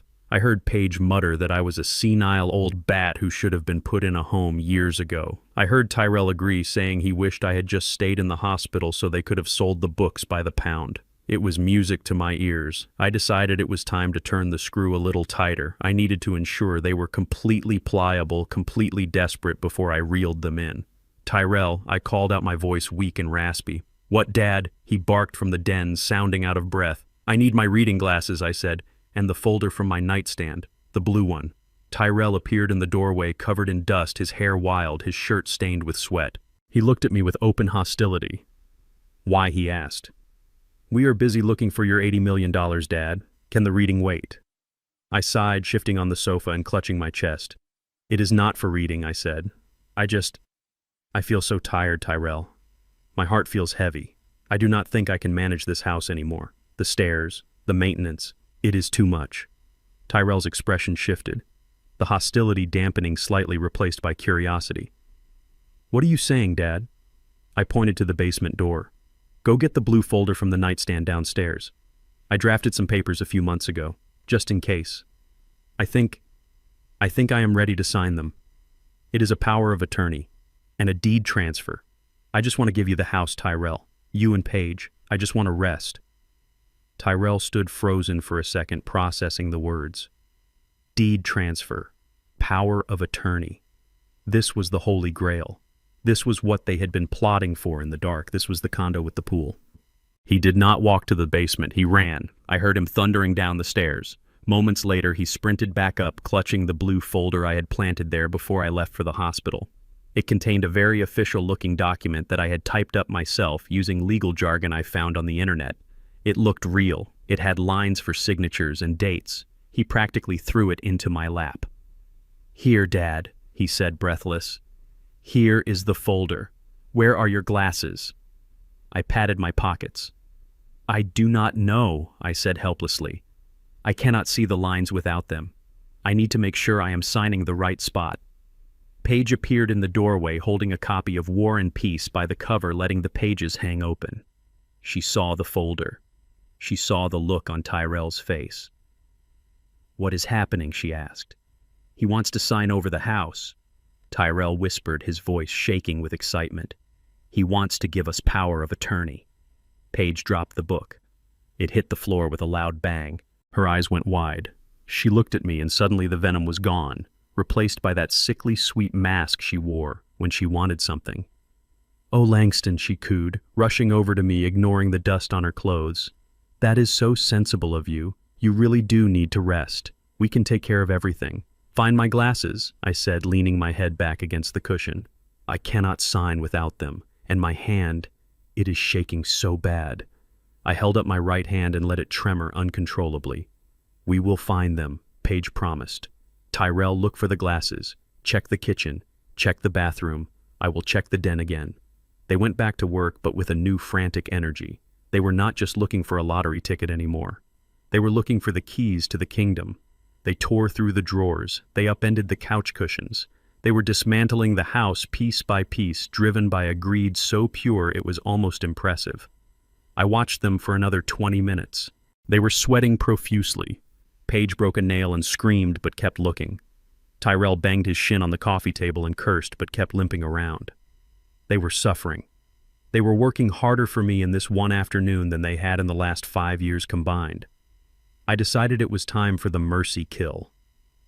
Or rather, the kill. "Wait," I said, sitting up straight. They both froze, turning to look at me. "What is it?" Dad Tyrell asked, wiping sweat from his forehead. I remember I said slowly, my eyes widening as if a memory had just surfaced from the fog of my senility. "You remember the glasses?" Paige asked. "No," I said. "The ticket." The room went deadly silent. "The Bible," I whispered. "Coretta's Bible. The big leather one. I put it in there to bless it." Tyrell and Paige looked at each other. Then they looked at the den. There was one shelf they hadn't touched yet, the top shelf in the center where the oversized family Bible sat collecting dust. It was the only book Coretta had forbidden anyone from moving. Tyrell lunged for the ladder. Paige was right on his heels, grabbing his belt loop. "Move, Tyrell!" she shrieked. "Get it!" Tyrell scrambled up the ladder. He grabbed the heavy leather book. It was thick, bound in black leather with gold lettering. He almost dropped it in his haste. He climbed down, jumping the last 2 steps. Paige snatched it from his hands. She placed it on the coffee table right in front of me. Her hands were shaking so hard she could barely open the cover. "Open it," I commanded softly. She flipped the cover open. She flipped past the family tree page where my name and Coretta's name were written in calligraphy. She flipped past the Old Testament. She flipped through the Psalms, and there it was. Pressed between the pages of Proverbs, right at the verse that says, "Greedy men bring trouble to their families," lay the slip of paper. It was the photocopy I had made at the hotel, crumpled and stained to look authentic. Paige let out a scream that sounded like a steam whistle. "There it is!" she yelled, grabbing the paper. "There it is!" She held it up to the light. Tyrell crowded around her. They were laughing. They were hugging. Tyrell actually lifted Paige off the ground and spun her around. "We found it." Tyrell shouted, tears streaming down his face. "We found it. We are rich. We are rich." They were jumping up and down in the middle of the ruined library, surrounded by the desecrated remains of my wife's collection, celebrating their victory. They looked at me with eyes full of triumph. They thought they had won. They thought they had the money, and the house, and the power. Before I reveal what happened next, pause for a moment and comment the number 80 below. So I know you're still here with me, then keep watching, and you'll understand why that number matters and what follows. And just a quick note, parts of the story ahead are shaped for narrative and reflection, and may not fully reflect real events. If that's not for you, this is a good place to stop watching. I smiled a weak, confused smile. Did we win? I asked, my voice trembling. Yes, Dad, Tyrell said, rushing over and hugging me so hard my ribs ached. We won. You won. $80 million. And the house? I asked, pointing to the blue folder. We will handle that too. Tyrell promised, pulling away. We will call the lawyer right now. We will get everything sorted. You do not have to worry about a thing. Good, I said, closing my eyes and letting my head drop back. Good. I am so tired. You rest, Dad. Paige said, her voice dripping with satisfaction as she smoothed out the crumpled photocopy. You just rest. We are going to take care of everything. I listened to them celebrating in the kitchen, popping open a bottle of champagne they had likely bought with my credit card. I listened to them planning their new life. I sat alone in the living room, surrounded by the mess they had made. I looked at the blue folder in my lap. I looked at the empty spot on the shelf where the Bible used to be. They were so happy. They were so sure. I reached into my pocket and touched the key to the safety deposit box where the real ticket sat safe and sound. Enjoy the champagne, I thought. It is the last thing you will ever taste that you did not pay for with your own sweat. The trap was set. The bait was taken. Now all I had to do was wait for the lawyer to arrive and spring the steel jaws shut. The doorbell rang at exactly 4 p.m, cutting through the champagne-fueled celebration in the living room like a knife. Tyrell froze mid-laugh, his hand gripping the neck of the expensive bottle. Paige looked at the door with wide, panicked eyes, as if she expected the police to burst in and snatch the lottery ticket away. I sat in my recliner, the new beige one they had bought to replace my old leather chair, and suppressed a smile. I knew exactly who was at the door because I had texted him the code word green light 20 minutes ago. It is probably the pizza, Tyrell said, his voice shaking slightly. We ordered pizza, right? I do not think so, son, I said, my voice raspy and weak. It sounded like a heavy knock. A lawyer knock. Tyrell went to the window and peered through the blinds. He turned back to us, his face pale. It is an old guy in a suit, he whispered. He has a briefcase. A big one. Paige scrambled to hide the lottery ticket photocopy under a magazine. Open it, she hissed. Act normal. Tyrell opened the door. Steinberg stood there looking like the grim reaper of the legal world. He wore a charcoal suit that cost more than Tyrell's car, and his expression was grave enough to bury a man. He did not smile. He did not extend a hand. He just walked past Tyrell into the living room, his eyes scanning the mess of books on the floor and the half-empty champagne bottle on the table. Mr. Bennett, Steinberg said, nodding at me.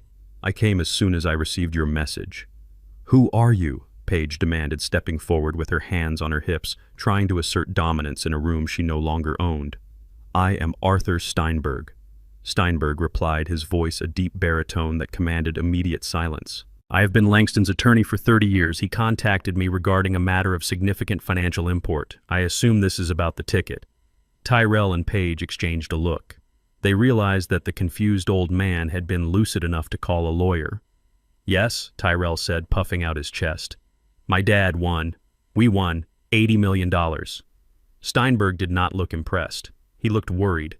He sighed a long, heavy sound that sucked the joy right out of the room. He walked over to the dining table, cleared a space among the dirty dishes, and set his briefcase down. The click of the latches opening sounded like gunshots. You have a problem, he stated flatly. A very big problem. What problem, Paige asked, her voice shrill. We have the ticket. We have the numbers. You have a tax liability that will cripple you, Steinberg said, pulling out a stack of documents thick enough to choke a horse. And you have exposure. Terrible exposure. I ran a preliminary check on the Lottery Commission's protocols.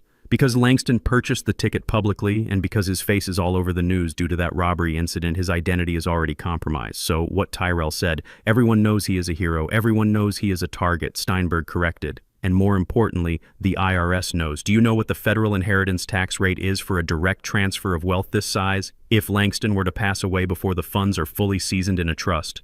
Tyrell shook his head dumbly. 40%, Steinberg lied smoothly, plus state taxes, plus luxury tax. If Langston cashes this ticket as an individual and then tries to share it with you, or if God forbid he dies next week, you will lose nearly 60% of that money to the government.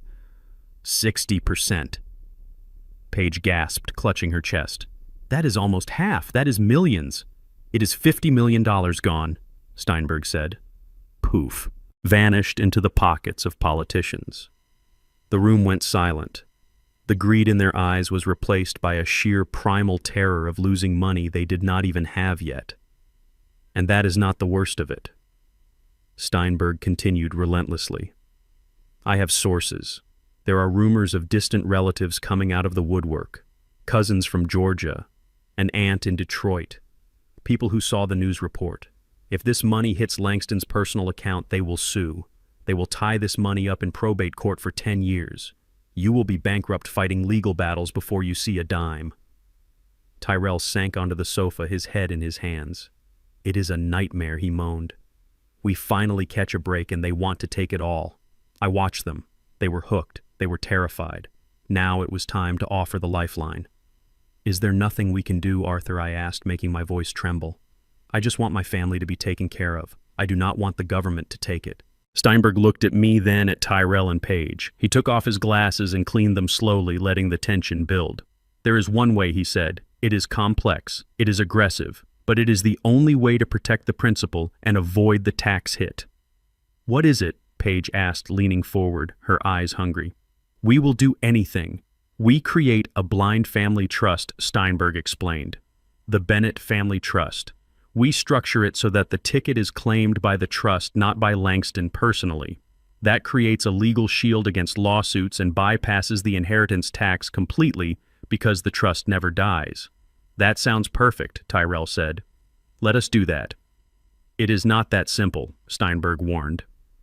To establish the trust as a pre-existing legal entity capable of claiming the prize without triggering an audit, it must be capitalized immediately. It needs assets, hard assets. It needs to show that it is not just a shell corporation created yesterday for the lottery. It needs history. What kind of assets? Paige asked. Real estate, Steinberg said, pointing a finger at the floor.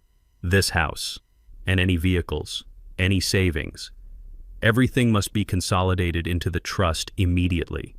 Today, before the ticket is cashed, the trust must own the property to establish domicile.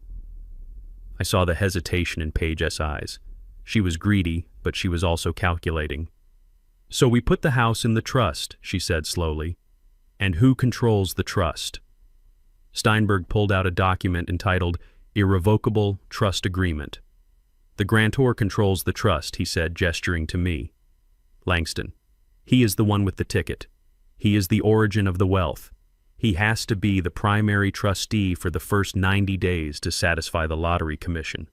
After 90 days, he can appoint beneficiaries. Beneficiaries, Paige repeated. That would be us, correct, Steinberg said. But to make this legal, to prove to the IRS that this is a consolidation of family assets, you two need to sign quitclaim deeds. You need to formally renounce any current claim to this property or Langston-S assets so they can be fully absorbed by the trust. You have to empty your pockets to fill the vault. Logic defied gravity, but greed defied logic. Steinberg was telling them that to get the $80 million, they had to give up the house completely. They had to sign it over to me. They had to make me the sole undisputed owner of everything so that the magical trust could protect the lottery money. It was the classic con. You have to give money to get money. You have to give up the shrimp to catch the lobster. I do not know, Tyrell said, looking at me. Sign over the house. We just moved in here, Dad. We have rights. I let out a long, wheezing cough, clutching my chest dramatically. You are right, son, I rasped. It is too much paperwork. I am tired. Maybe we should just pay the taxes. 40% is not so bad. We will still have, 30 million left after the lawsuits. That is enough. 30 million, Paige shrieked. Are you crazy, Langston? We are not throwing away $50 million just because you are lazy about paperwork. She turned to Tyrell, her eyes blazing. Sign the papers, Tyrell.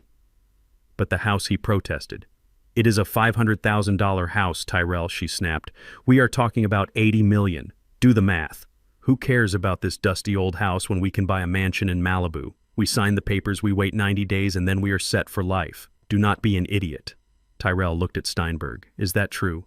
If we sign this, we get the full amount tax-free. Steinberg nodded, solemn as a judge. It is the only way to guarantee the full payout. But I need to know now. The lottery office closes at 5 tomorrow. If we do not have the trust established by morning, we miss the window for this fiscal quarter and the taxes go up another 5%. 5%, Paige whispered, horrified. Give me the pen. Steinberg slid the documents across the table. He produced a heavy, expensive fountain pen, the kind that made a scratchy, authoritative sound on paper. First, the quitclaim deed, he said, pointing to the line. This transfers all rights, title, and interest in the property at 452 Martin Luther King Boulevard to Langston Bennett solely. Paige snatched the pen. She did not even read the text. She signed her name with a flourish. She handed the pen to Tyrell. Sign it, she commanded. Tyrell hesitated. He looked at me. For a second, I saw a flicker of doubt. Maybe he remembered that I was the one who bought the house. Maybe he remembered that he had never actually contributed a dime to the mortgage. Or maybe he just felt the cold wind of vulnerability blowing through the room. Dad, he said, you will put us on the trust, right? After the 90 days. I looked him in the eye. I looked at the son who had told me to call a taxi because the game was tied. Of course, son, I said softly. I said, family takes care of family. He believed me. Or he wanted the money so bad he forced himself to believe me. He bent down and signed the deed. The sound of the pen scratching against the paper was the sweetest sound I had ever heard. It sounded like a lock clicking shut. Steinberg took the deed and slid the next document forward. Now the waiver of beneficiary rights, Steinberg said. This states that until the trust is fully vested in 90 days, you have no legal claim to the assets held within. This prevents the distant relatives from suing you directly. It protects you. Protects us. Paige said, nodding. Smart. Very smart. She signed. Tyrell signed. They signed away their rights to the house. They signed away their rights to my car. They signed away their rights to my bank accounts. They signed a document that explicitly stated they were tenants at will with no equity interest in the property. They legally evicted themselves in their own dining room, thinking they were buying a ticket to paradise. Steinberg gathered the papers. He checked the signatures. He pulled out his notary stamp from his bag. He stamped each document with a heavy thud. Bam! Bam! Bam! It is done, Steinberg said, closing the folder. The house is now legally the sole property of Langston Bennett. The trust structure is active. Paige let out a squeal of delight. We did it! We are rich! She grabbed the bottle of warm champagne and took a swig straight from the bottle, classy as ever. When do we cash the ticket? She asked, wiping her mouth. Tomorrow morning, Steinberg said, standing up. I will pick Langston up at 9. We will go to the lottery commission together. You two should stay here. Keep a low profile. We do not want the press seeing you until the funds are secured. Perfect, Paige said. We will start packing. I want to be out of this dump by the weekend. I looked at Steinberg. He gave me a barely perceptible nod. The trap was sprung. The steel jaws had clamped down on their legs, and they were too drunk on greed to feel the pain yet. I am tired, I said, standing up. I think I will go downstairs. No, Dad, Tyrell said magnanimously. You take the master bedroom. Really, we insist. We can sleep on the air mattress tonight. After all, you are the grantor. I looked at him. He was offering me my own bed in my own house as if it were a favor. No, I said. I like the basement. It is quiet down there, and I have a lot of thinking to do. I walked to the basement door. I did not look back. I went down the stairs into the cool, damp dark. I sat on the air mattress. I pulled the photo of Coretta out of my bag. We got them, honey, I whispered. We got them. Upstairs, I could hear them celebrating. They were dancing, they were shouting, they were spending money they would never touch. I lay back and closed my eyes. I slept better on that deflated air mattress than I had slept in years. Because I knew that tomorrow morning the sun was going to rise on a brand new world. A world where Langston Bennett was the king and the usurpers were about to be exiled to the wilderness. The silence in the house was replaced by a frantic, manic energy that vibrated through the floorboards. We were in the eye of the storm, the waiting period between the signing of the papers and the supposed arrival of the money. Steinberg had told them that establishing the trust and verifying the ticket with the lottery commission would take 48 hours. He called it a standard compliance hold. To Tyrell and Paige, 48 hours sounded like a lifetime, but instead of waiting in humble gratitude, they decided to spend the time destroying their financial future. Paige disappeared early in the morning before I had even finished my coffee. She didn't say goodbye. She just grabbed her purse and the keys to Tyrell's sedan and peeled out of the driveway. When she returned 4 hours later, she wasn't driving the sedan. She was behind the wheel of a Porsche Cayenne. It was white, blindingly white, like a pristine iceberg floating in my cracked asphalt driveway. She honked the horn repeatedly, a sharp, aggressive sound that brought neighbors peering out from behind their curtains. I watched from the living room window as she stepped out. She was wearing sunglasses that covered half her face and carrying shopping bags from stores that didn't even exist in our zip code. She marched into the house and threw the keys on the coffee table right next to my foot. "Look at that beauty," she said, breathless with adrenaline. 0 to 60 in 3 seconds. I looked at the key fob. It was heavy and sleek. "How did you pay for that, Paige?" I asked, my voice quiet. "The money has not cleared yet." She laughed, a dismissive sound that grated on my nerves. "Credit, Langston." The power of leverage. I went to the dealership and showed them the photo of the ticket. I showed them the email from Steinberg about the trust. They practically licked the floor. I put $50,000 down on the platinum card and financed the rest at a ridiculous interest rate, but who cares? We will pay it off in cash on Friday. She didn't stop at the car. She pulled out her iPad and started showing Tyrell photos of mansions. "I put a deposit on the villa in Silver Creek," she announced. "It is non-refundable, but it secures the property, $10,000. And I ordered the Italian marble sofa for the new living room, another $15,000. She was swiping her credit cards like they were magic wands. I knew for a fact that those cards were already near their limit. She must have called the banks, screamed at supervisors, promised them millions just to get the limits raised for this spree. She was digging a hole so deep she would never see the sun again. She was buying a lifestyle she hadn't earned with money she didn't have, based on a lie she was too greedy to question. I sat there clutching my cane, watching her spend. Every dollar she charged was another nail in her coffin. She was so confident, so arrogant. She didn't look at me as a person anymore. I was just the ATM that dispensed the cash to cover her madness. But if Paige's greed was a fire, Tyrell's arrogance was an explosion. He had been pacing the house all morning, agitated and restless. Seeing Paige's new car seemed to snap something inside him. He didn't want to just buy things. He wanted to settle scores. He wanted to feel powerful. "I am going out," he announced, grabbing the keys to the sedan Paige had abandoned. "I have some business to finish." I knew exactly where he was going. He was going to the logistics warehouse where he used to work. He had told me he quit because the management didn't respect his vision. The truth, which I learned from a friend who worked security there, was that Tyrell had been fired for sleeping in a forklift and stealing copper wire. He had left in shame, escorted out by guards. Now he was going back. I did not try to stop him. I let him go. I sat in the living room and waited. 2 hours later, my phone buzzed. It was a notification from a local community Facebook group. Someone had started a live stream titled, "Local Lottery Winner Goes Crazy." I clicked the link. The video was shaky, filmed on a cell phone. It showed Tyrell standing in the middle of a loading dock wearing his best Sunday suit, which looked ridiculous amidst the pallets and forklifts. He was screaming. "Look at you all," he yelled, pointing a finger at a group of workers in neon vests. "You are ants. You are nothing. I made $80 million today. I could buy this whole building and turn it into a parking lot for my cars." He walked up to a man in a white shirt, presumably the manager who had fired him. Tyrell got right in his face.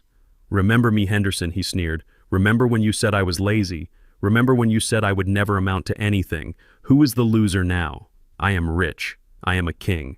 And you are just a little man with a clipboard."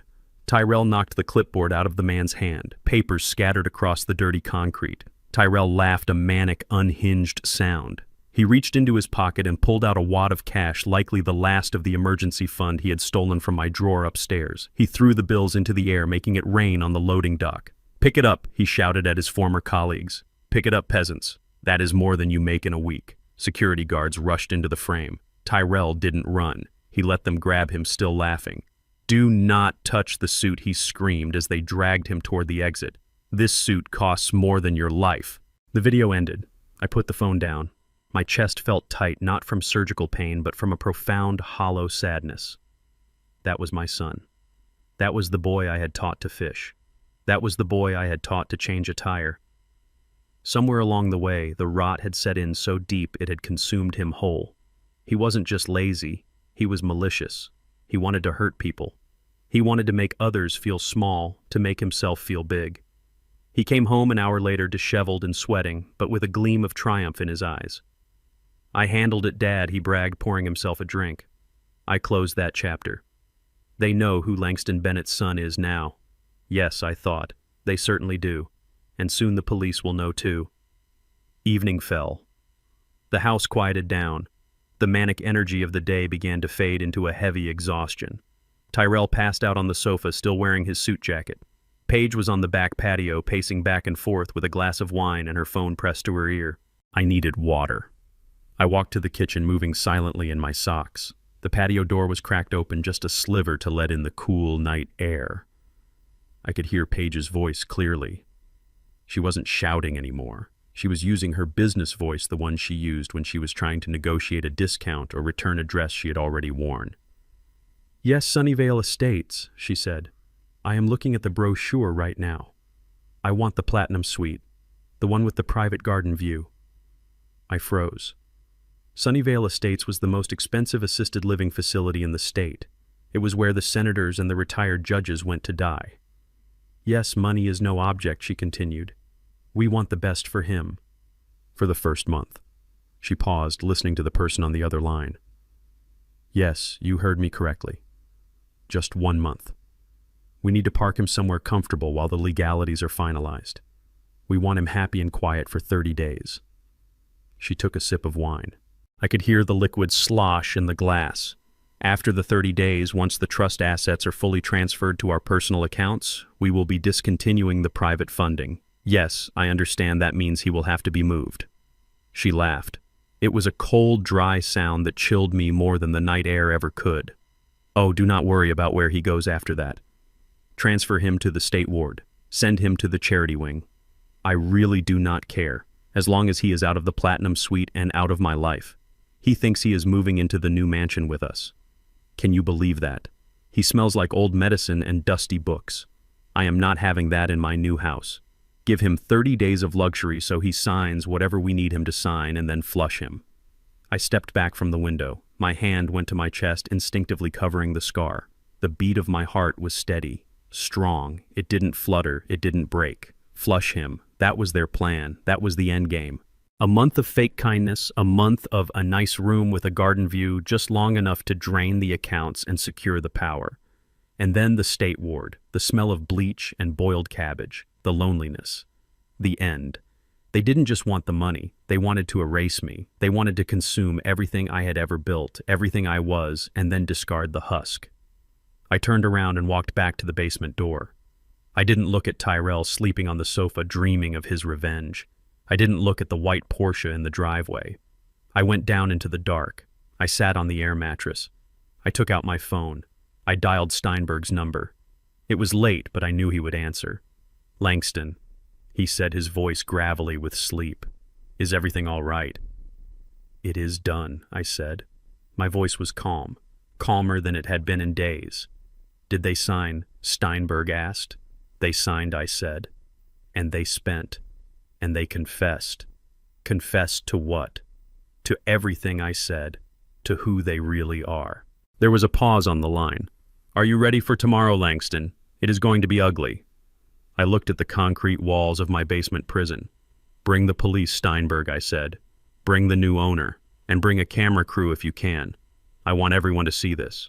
I hung up. I lay down in the dark, but I didn't close my eyes. I watched the shadows stretch across the ceiling. Tomorrow was the party. They had invited their friends. They had invited the people Tyrell wanted to impress. They were going to announce the winnings. They were going to celebrate their ascension.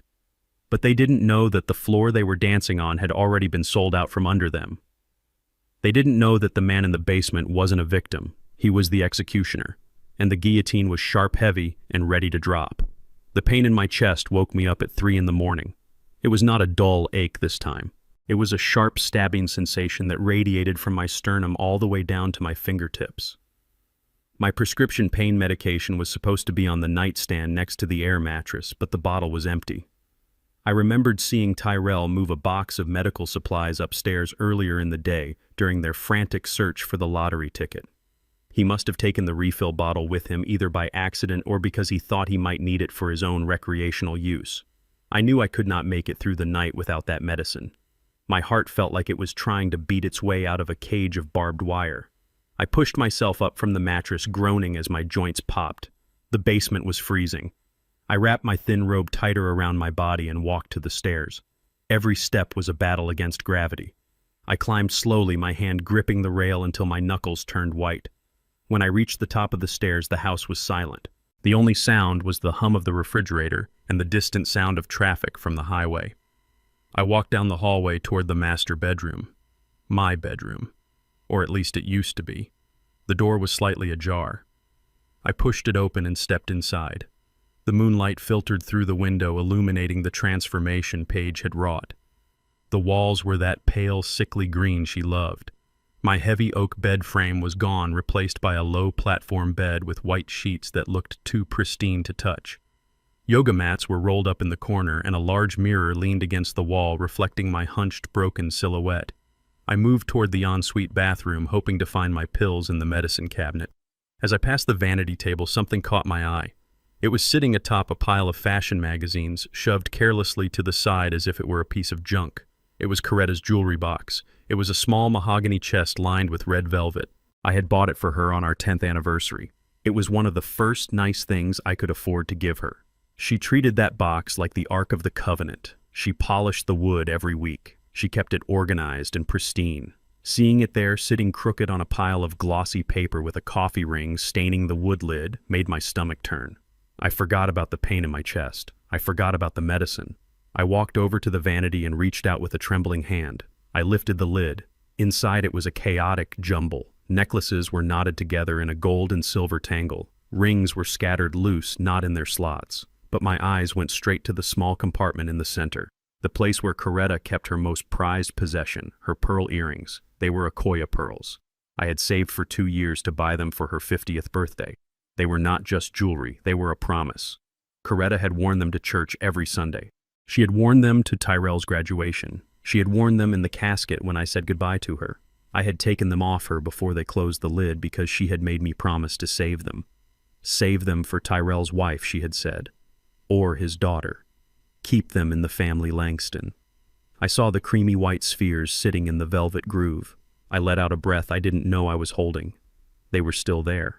I reached out to touch them. I needed to feel something of hers. I needed to feel the cool, smooth weight of the only woman who had ever truly loved me. My finger brushed against the pearl. It felt warm. I frowned. Real pearls are cold to the touch. They take time to warm up to the skin. These felt like room temperature plastic. I picked one up. It was light. Too light. It felt like nothing in my palm. I brought it closer to my eye, squinting in the dim light. Near the post where the gold met the sphere, there was a tiny seam, a ridge of plastic molding. I rubbed my thumb over the surface. A flake of pearlescent paint chipped off, revealing dull white plastic underneath. My heart stopped beating for a second. The silence in the room became a roar in my ears. They were fake. They were cheap costume jewelry replicas, the kind you buy at a drugstore for $5. I dropped the fake earring back into the box as if it had burned me. I started digging through the tangled mess of chains and rings. Where were they? Maybe she moved them. Maybe she hid them. Then I saw it. A crumpled piece of yellow paper shoved into the corner of the box underneath a tangled gold chain. I pulled it out and smoothed it against the mahogany wood. It was a receipt. A pawn shop receipt from a place called Quick Cash on 5th Street. Date: October 12th, 1 month ago. Item: vintage Akoya pearl earrings, 14K gold posts. Amount: $500. I stared at the number. $500. Those earrings were worth $2,000 easy. But that wasn't the point. They sold my dead wife's legacy. They sold the last piece of Coretta I had left to give to the future. And for what? I looked closer at the receipt. Stapled to the back of it was another slip of paper. A credit card receipt from a nightclub called Velocity. The date was the same. October 12th. The amount was $480. VIP bottle service, Grey Goose vodka. They sold her pearls to go to a club. They traded 40 years of love and sacrifice for one night of vodka and loud music. They pawned my wife's soul for a hangover. I felt a physical blow to my gut. I gripped the edge of the vanity to keep from falling. The pain in my chest incision flared hot and vicious, but it was nothing compared to the cold, dead feeling spreading through my veins. I looked at the bed where Tyrell and Paige were sleeping. They were tangled in the expensive sheets, breathing softly. My son. My daughter-in-law. I remembered Tyrell as a boy sitting on Coretta's lap touching those earrings. Pretty mama, he used to say. I remembered Paige crying at our dinner table saying she couldn't wait to have a piece of jewelry as beautiful as those pearls one day. It was all a lie, every smile, every hug. Every moment I thought we were building a family, it was just a long con. They were not family, they were parasites. They had eaten everything. They had eaten my money, they had eaten my patience, and now they had eaten my memories. I looked at the fake plastic pearl sitting in the velvet box. It looked like a dead eye staring back at me. I did not scream. I did not wake them up. I did not throw the jewelry box through the mirror. Something inside me died in that moment. The last tiny flickering candle of hope that I had held on to for my son was snuffed out. The father in me died. The provider in me died. The man who wanted to forgive died. All that was left was Langston Bennett, the man who had survived poverty, the man who had survived the death of his wife, the man who had survived open-heart surgery. And this man was done being a victim.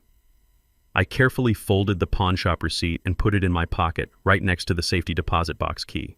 I left the fake pearls exactly where they were. I turned around and walked out of the room. My steps were silent. My breathing was steady. The pain in my chest was gone, replaced by a numbness that was absolute. I went back down to the basement. I sat on the air mattress. I took out my phone. I dialed Steinberg's number. It was 4 a.m, but I knew he would answer. He was an insomniac, and he knew tonight was the night everything changed. Bennett Steinberg answered on the second ring, his voice alert. "What is it? Did they find the ticket?" "No," I said. My voice sounded strange to my own ears. It sounded like metal grinding on stone. "Then what is wrong?" "They sold the earrings Steinberg." "What earrings?" "Coretta's pearls, the ones she wanted our granddaughter to have. They sold them last month. For bottle service." There was a long silence on the line. Steinberg had known Coretta. He had been at the funeral. He knew what those pearls meant. "I am sorry," Langston Steinberg said softly. "I am truly sorry." "Do not be sorry," I said. "Be ready." "For what?" "The play is over, Steinberg. I am done acting. I am done being the confused old man. I am done being the victim. What do you want to do?" "Tomorrow is the party," I said. "They invited everyone, their friends, the neighbors. They want to show off the big win. They want me to announce the trust. Yes, that is the plan." "Change the plan," I said. "How?" "I want everything ready for tomorrow night. I want the eviction notice printed. I want the new deed certified. I want the police on standby. And I want you to bring the video equipment." "Video equipment, yes. I installed cameras 3 days ago, Steinberg. Little ones, hidden in the smoke detectors. I have footage of them tearing apart the library. I have audio of them talking about the nursing home. I have everything." "You want to show it at the party?" Steinberg asked. "I want to burn it all down," I said. "I want to show everyone who they really are. I want their friends to see it. I want the neighbors to see it. I want them to stand in the middle of that room and feel the shame peel the skin off their bones. It will be brutal," Langston Steinberg warned. "It will be a massacre." "Good," I said, "because they didn't just steal my money, Steinberg. They stole my wife's memory. They pawned her spirit for $500. "I understand," Steinberg said. "I will make the calls. Noon tomorrow." "Make it 1 o'clock, I said. "Let them get a few drinks in. Let them feel comfortable. Let them feel rich. It will hurt more when they fall." I hung up the phone. I reached into my bag and pulled out the photo of Coretta. I traced her face with my thumb. I looked at the pearls in her ears in the photo. They were white and luminous.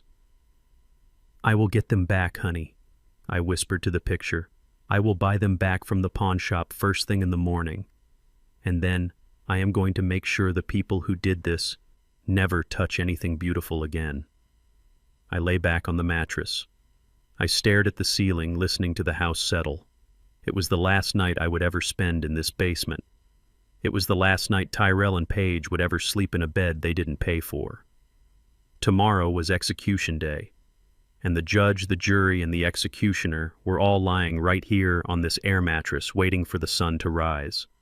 The crystal chandeliers of the grand ballroom at the Ritz-Carlton shimmered overhead, casting a golden glow on the 300 guests Paige had invited. It was a sea of designer gowns, black tuxedos, and fake smiles. These were the people Paige had spent her entire 20s trying to impress. The high society crowd from the country club she could not afford to join. The former sorority sisters who had married investment bankers. The people who had looked down on her for marrying a mechanic's son. Tonight she had brought them all here to witness her ascension. She wanted them to see her claim the throne. I stood near the entrance, leaning heavily on my cane, watching the spectacle. Steinberg stood beside me, silent as a tombstone. We watched the waiters circling with trays of caviar and glasses of Dom Perignon. I knew for a fact that Paige had put the $50,000 deposit for this party on a high-interest credit card she had opened in my name 3 days ago. She had signed the contract for the remaining $100,000 balance, promising payment within 48 hours of the trust funding. She was drinking champagne that cost $300 a bottle, paid for with money that did not exist. There she was, in the center of the room. She was wearing a silver sequined gown that hugged every curve, looking like a disco ball made of knives. She was laughing, throwing her head back, holding court. Tyrell stood next to her, looking uncomfortable in a tuxedo that was slightly too tight. He was drinking scotch rapidly, his eyes darting around the room. He looked like an imposter at his own coronation. He knew he didn't belong here, but his greed was forcing him to play the part. Steinberg leaned in close to my ear. "Are you ready, Langston? Once we start this, there is no going back." I touched the pocket of my jacket where the remote control for the projector rested. I touched the other pocket where the crumpled pawnshop receipt lay. "I have been ready for 20 years, I said. The music lowered. A spotlight hit the center stage. Tyrell stepped up to the microphone. He tapped it nervously. The feedback squealed, causing the guests to wince. "Excuse me, everyone," Tyrell said, his voice booming through the speakers.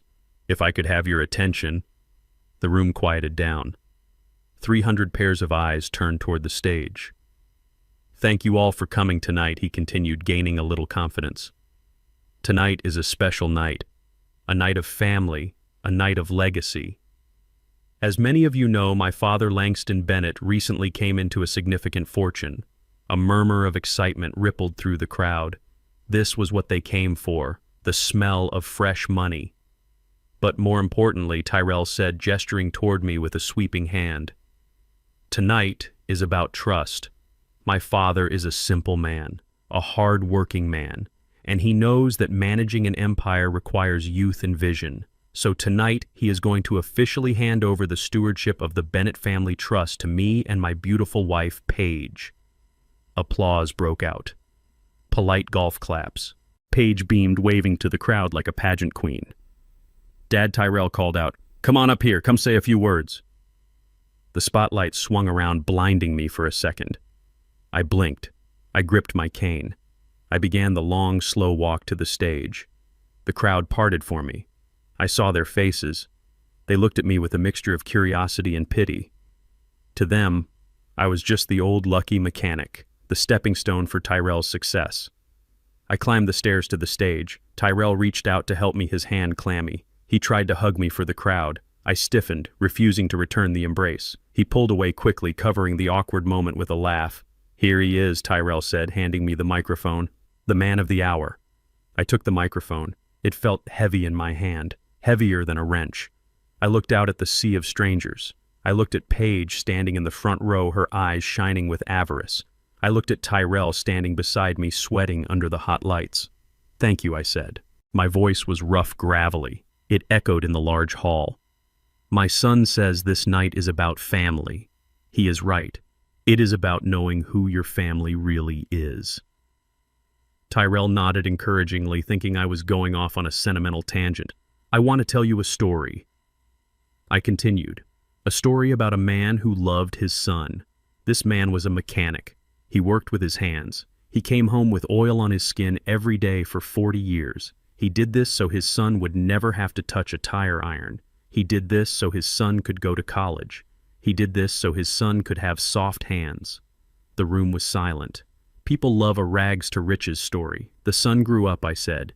He got married to a woman with expensive tastes, and the father was happy because he thought his son had found love. But then the father got sick. His heart began to fail. He needed surgery. He needed help. I paused. I looked directly at Paige. Her smile faltered slightly. And when the father was in the hospital bleeding and in pain, he asked his son for a ride home. And the son said, "No, Dad, the game is on. Call a taxi." A few nervous titters rippled through the crowd. They thought I was joking. They thought this was a roast. Tyrell laughed nervously, shifting his weight. "Good one, Dad," he whispered. "Keep it moving."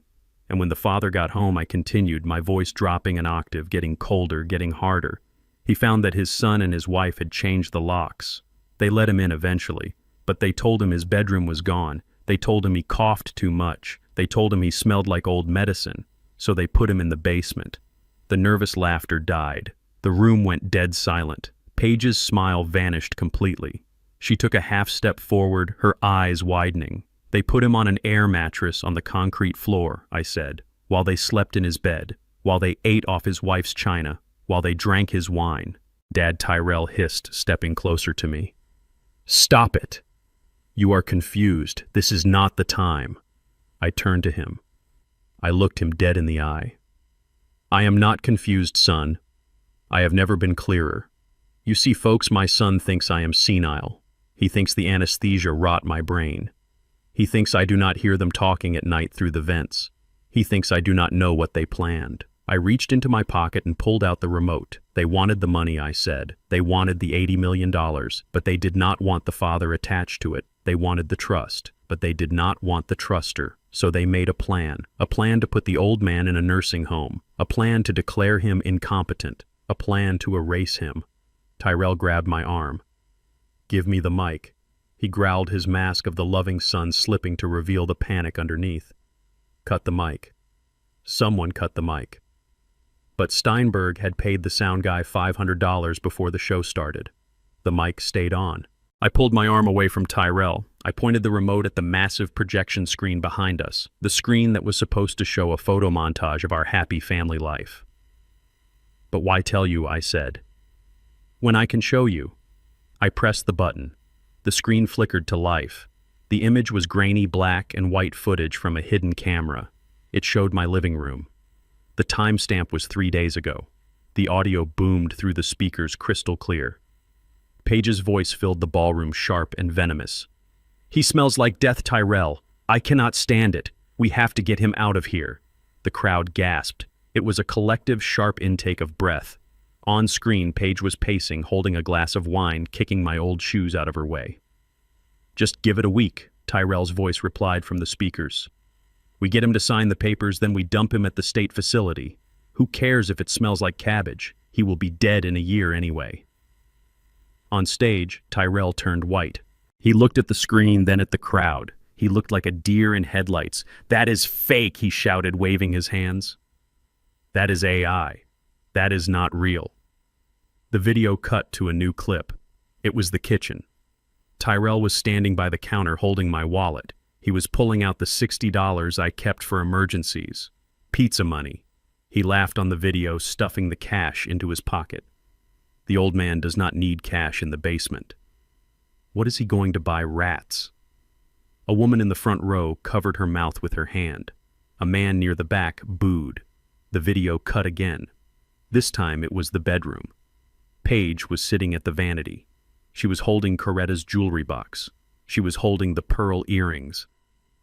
"These are worth a few hundred," she said, examining them. "Let us pawn them. We need bottle service tonight at Velocity. The old hag does not need them anymore. She is dead." That was the kill shot. The mention of my dead wife, the desecration of her memory. The crowd turned. The atmosphere in this room shifted instantly from shock to hostility. These people were wealthy. They were snobs. But even snobs have lines they do not cross. Selling a dead mother's jewelry for vodka was a sin even they could not forgive. Paige screamed. It was a primal sound of pure rage and humiliation. She ran toward the stage. "Turn it off," she shrieked, clawing at the air. "Turn it off, you old bastard." I pressed the button one last time. The screen went black. I looked down at Paige, who was now standing at the foot of the stage, her face twisted into a mask of hatred. "You wanted the spotlight, Paige. I said into the microphone. You wanted everyone to know who you are. Well, now they know. I turned to Tyrell. He was trembling. He looked like he was going to vomit. And you? I said, my voice quiet but amplified to thunderous volume. You wanted to be the head of the family. You wanted to be the man. Well, a man pays his own bills, son. A man protects his family. A man does not steal from his father and sleep in his bed while he rots in the cellar. Tyrell lunged for me. He lost all control. He raised his fist, ready to strike his own father on stage in front of 300 witnesses. I did not flinch. I did not move. But Steinberg did. He signaled to the side of the stage. 2 massive security guards who had been waiting in the wings stepped out. They intercepted Tyrell before he could get within 3 feet of me. One of them grabbed his arm and twisted it behind his back, forcing him to his knees. Let me go, Tyrell screamed, kicking and thrashing. That is my money. He stole my money. I looked down at him kneeling on the stage. It is not your money, I said. It never was. I looked out at the crowd. The show is over, folks, I said. The bar is closed, and the check is due.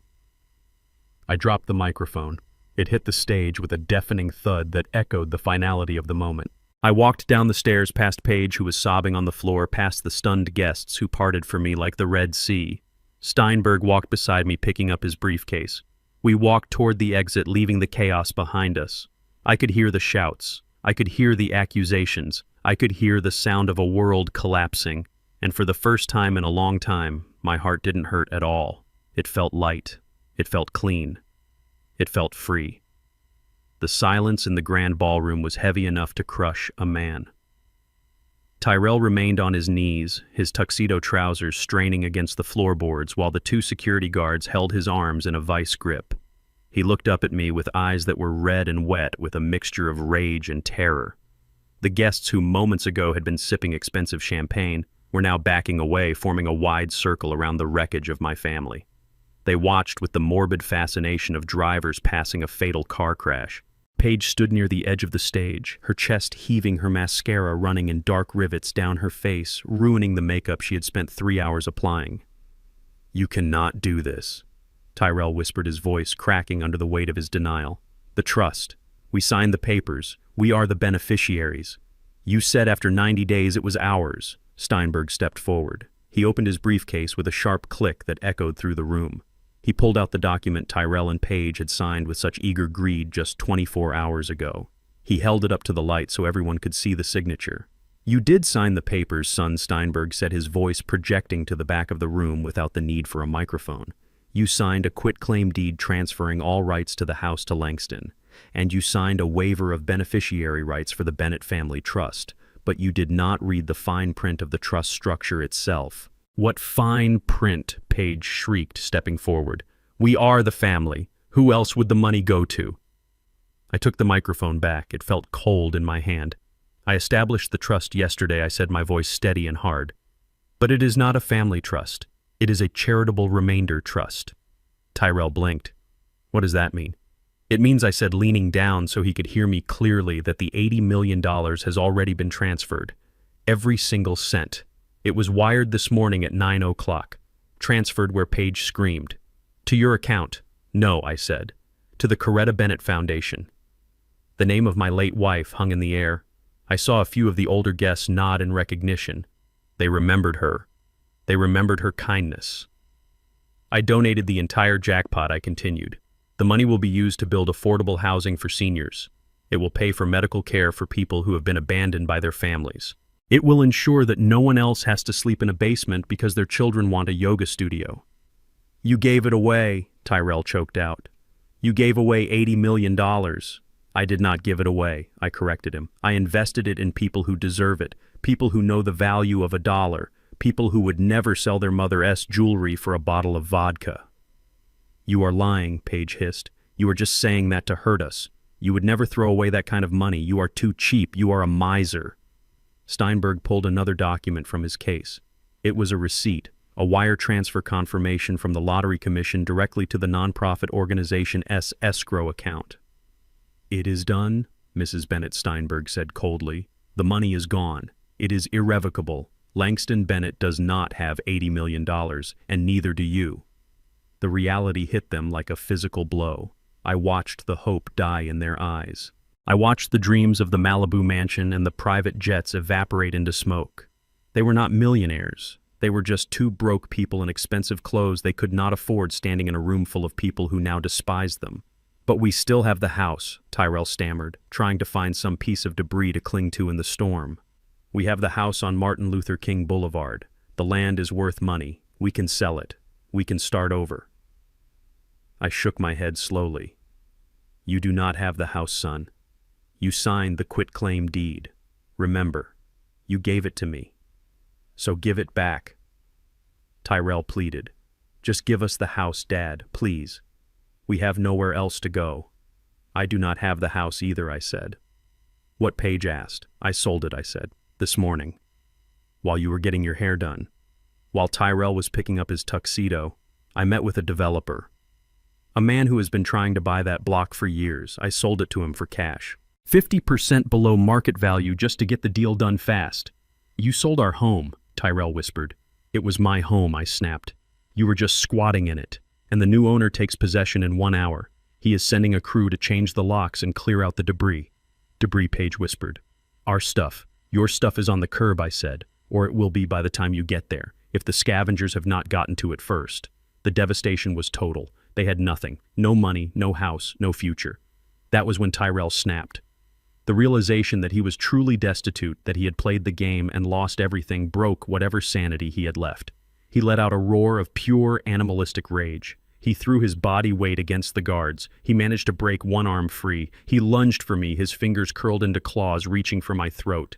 I will kill you, he screamed, spittle flying from his mouth. I will kill you, old man! The crowd screamed. I stood my ground.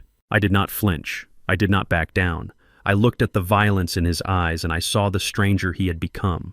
The security guard slammed Tyrell back onto the floor face first. I heard the air leave his lungs in a whoosh.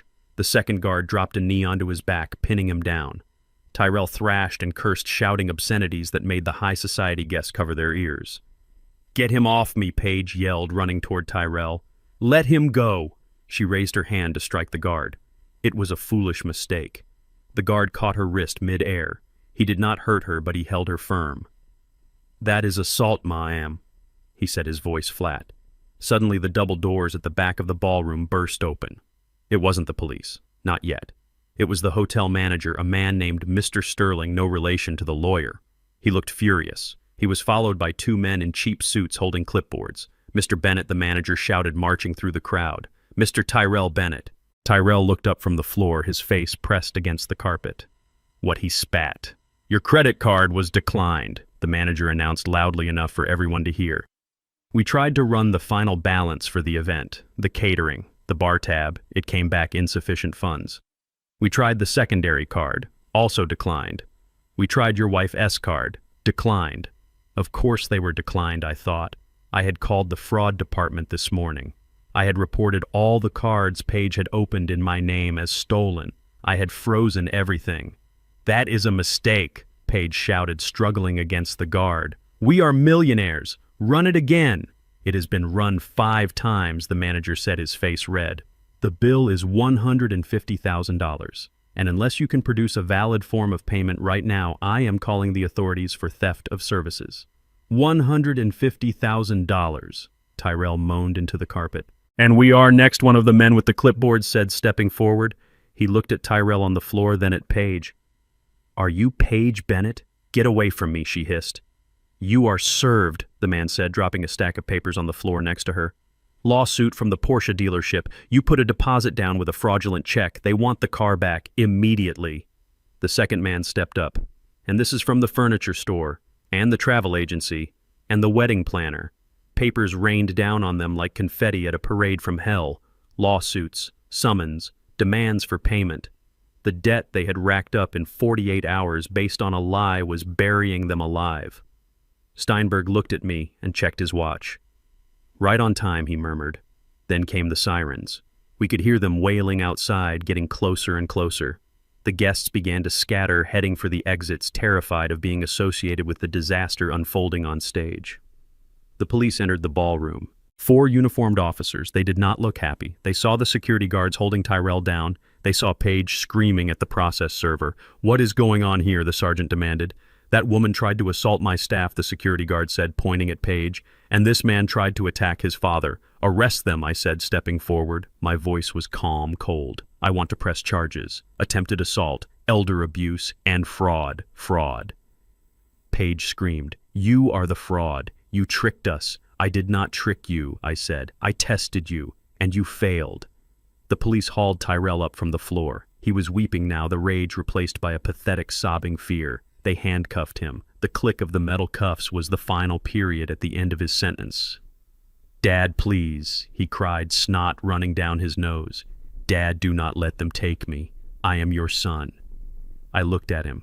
I looked at the man who had left me at the hospital, the man who had put me in a basement. "I have no son," I said.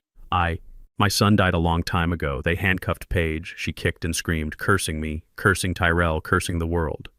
They dragged them out of the ballroom through the kitchen exit so they would not disturb the remaining guests. Steinberg and I followed them out to the front of the hotel.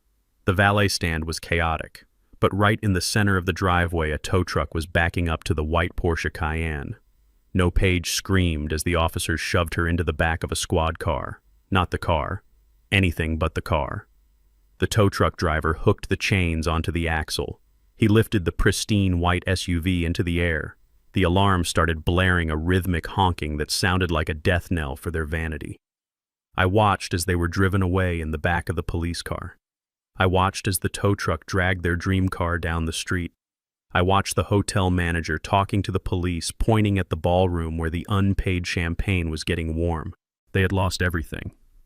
Their home, their car, their reputation, their freedom. Steinberg put a hand on my shoulder. "It is done, Langston," he said. I looked at the empty driveway. I felt the cool night air on my face. My chest still ached from the surgery, but the heaviness, the crushing weight of betrayal was gone. "Let us go," I said. "Where to?" Steinberg asked. "To the airport," I said. "I have a plane to catch." I did not look back. I walked away from the luxury hotel, away from the wreckage of my family. I hailed a taxi. Not a limousine, just a regular yellow cab. The driver looked at me in the rearview mirror. "Where to, boss?" "Take me to the terminal," I said, "and turn off the meter. I am buying the ride." I leaned back in the seat and closed my eyes. For the first time in years, I did not have to worry about anyone but myself. I was 70 years old. I had a heart condition. I was alone. But as the taxi merged onto the highway heading toward a future I had chosen for myself, I realized I had never been more alive. The surgery had fixed my heart, but tonight I had saved my soul. 3 months have passed since the night the police dragged my son out of the Ritz-Carlton in handcuffs. The legal fallout was swift and brutal. Tyrell and Paige turned on each other before they even made bail. Their divorce was not a separation of assets because they had no assets to separate. It was a separation of debts. They fought over who was responsible for the credit card fraud, who was responsible for the bounced checks, and who was responsible for the destruction of their lives. In the end, the judge granted the divorce, but he could not grant them dignity. I heard through the grapevine that Tyrell is currently working the fry station at a fast food joint on the south side. The same boy who refused to get grease under his fingernails is now going home every night smelling of old oil and onions. A friend of mine stopped by there last week. He said he saw a manager, a kid barely out of high school, screaming at Tyrell for dropping a basket of fries. Tyrell just stood there, head bowed, taking it. He looked 20 years older. His arrogance was gone, scrubbed away by the harsh abrasive of reality. He lives in a studio apartment above a laundromat. No 85-inch television, no designer candles. Just a mattress on the floor and the sound of spinning washing machines to keep him company. Paige fared no better. When the debt collectors started calling her parents' house, her mother and father finally did the math. They realized their daughter was radioactive. They kicked her out. Last I heard, she was couch surfing with the few friends who hadn't blocked her number yet, dodging process servers and trying to sell her designer clothes on the internet for pennies on the dollar. She wanted a life of luxury. She ended up with a life of fleeing. As for me, I am thousands of miles away from the smell of fast food and the noise of the city. The sun is setting over the Mediterranean Sea, painting the water in shades of violet and gold. I am sitting on the deck of a yacht that I rented for the month. I am not alone. Steinberg is here, snoring softly in a lounge chair with a fishing hat pulled over his eyes. And 2 other friends from the old neighborhood, men who stood by me when Coretta died, men who never asked me for a dime, are playing dominoes at the table behind me. My chest does not hurt anymore. The scar is there, a silver line down my sternum, but the heart underneath it beats strong and steady. The salt air fills my lungs, clearing out the last remnants of the basement mold. I feel healthy. I feel vibrant. I feel like a man who has been given a second chance at life, and I am not wasting a single second of it. On the table next to my iced tea is a stack of folders. They are applications for the Coretta Bennett Vocational Scholarship. We launched it last month. It pays full tuition and tools for young men and women who want to learn a trade. Mechanics, plumbers, electricians, the people who build the world, the people who get their hands dirty. I read their essays. I see their hunger. I see their respect for hard work. These kids are my legacy now. They are the children I should have had. I signed the approval for a young girl from Detroit who wants to open her own garage. She reminds me of Coretta, fierce and smart. I wrote a personal note on her acceptance letter telling her to never let anyone tell her she is just a mechanic. My phone buzzed against the teak table. It was a vibration I had grown unaccustomed to as I mostly kept the device off. I picked it up. A message notification flashed on the screen. It was from a number I had deleted but recognized instantly. Tyrell. I opened the message. It was a wall of text. Dad, I am so sorry. I know I messed up. I am working hard now. I am trying. But rent is due, and I am hungry. Please, Dad. Just a little help. I miss you. I love you. I looked at the words. 3 months ago, they might have twisted a knife in my gut. They might have made me feel guilty. They might have made me wonder if I had been too harsh. But today, looking at the endless blue horizon, I felt nothing. No anger, no pity, no love, just a profound indifference. He was a stranger to me, a stranger who had tried to bury me and now wanted me to dig him out. I did not finish reading the message. I did not reply. I stood up and walked to the railing of the yacht. The water churned white against the hull below. I held the phone out over the edge. It was the last tether, the last line connecting me to a past that was dead. I opened my hand. The phone tumbled end over end, flashing silver in the sunset, before hitting the water with a small, insignificant splash. It sank instantly, disappearing into the deep blue. Steinberg grunted from his chair, shifting his hat. "Did you drop something, Langston?" "Just some trash," I said, smiling. "Just clearing the deck." I turned my back on the ocean and walked over to the domino table. "Deal me in," I said, pulling up a chair. "I am feeling lucky." My friends laughed and made room for me. The tiles clacked against the table, a rhythm of friendship and peace. The sun dipped below the horizon, ending the day, but for me, it felt like the sun was just rising. I was Langston Bennett. I was 70 years old, and my life was just beginning. I look back at my own choices honestly. I stayed silent too long, trusted the wrong people, and paid the price. My advice is simple. Don't live like I did. Protect your dignity early. This family betrayal showed me how a family story can collapse when greed replaces respect. I turned to God for strength. When my voice failed, I asked God for clarity when lies closed in, and I thanked God when truth finally stood upright. I believe blood alone does not define loyalty. This family betrayal became a warning, not an excuse for hate.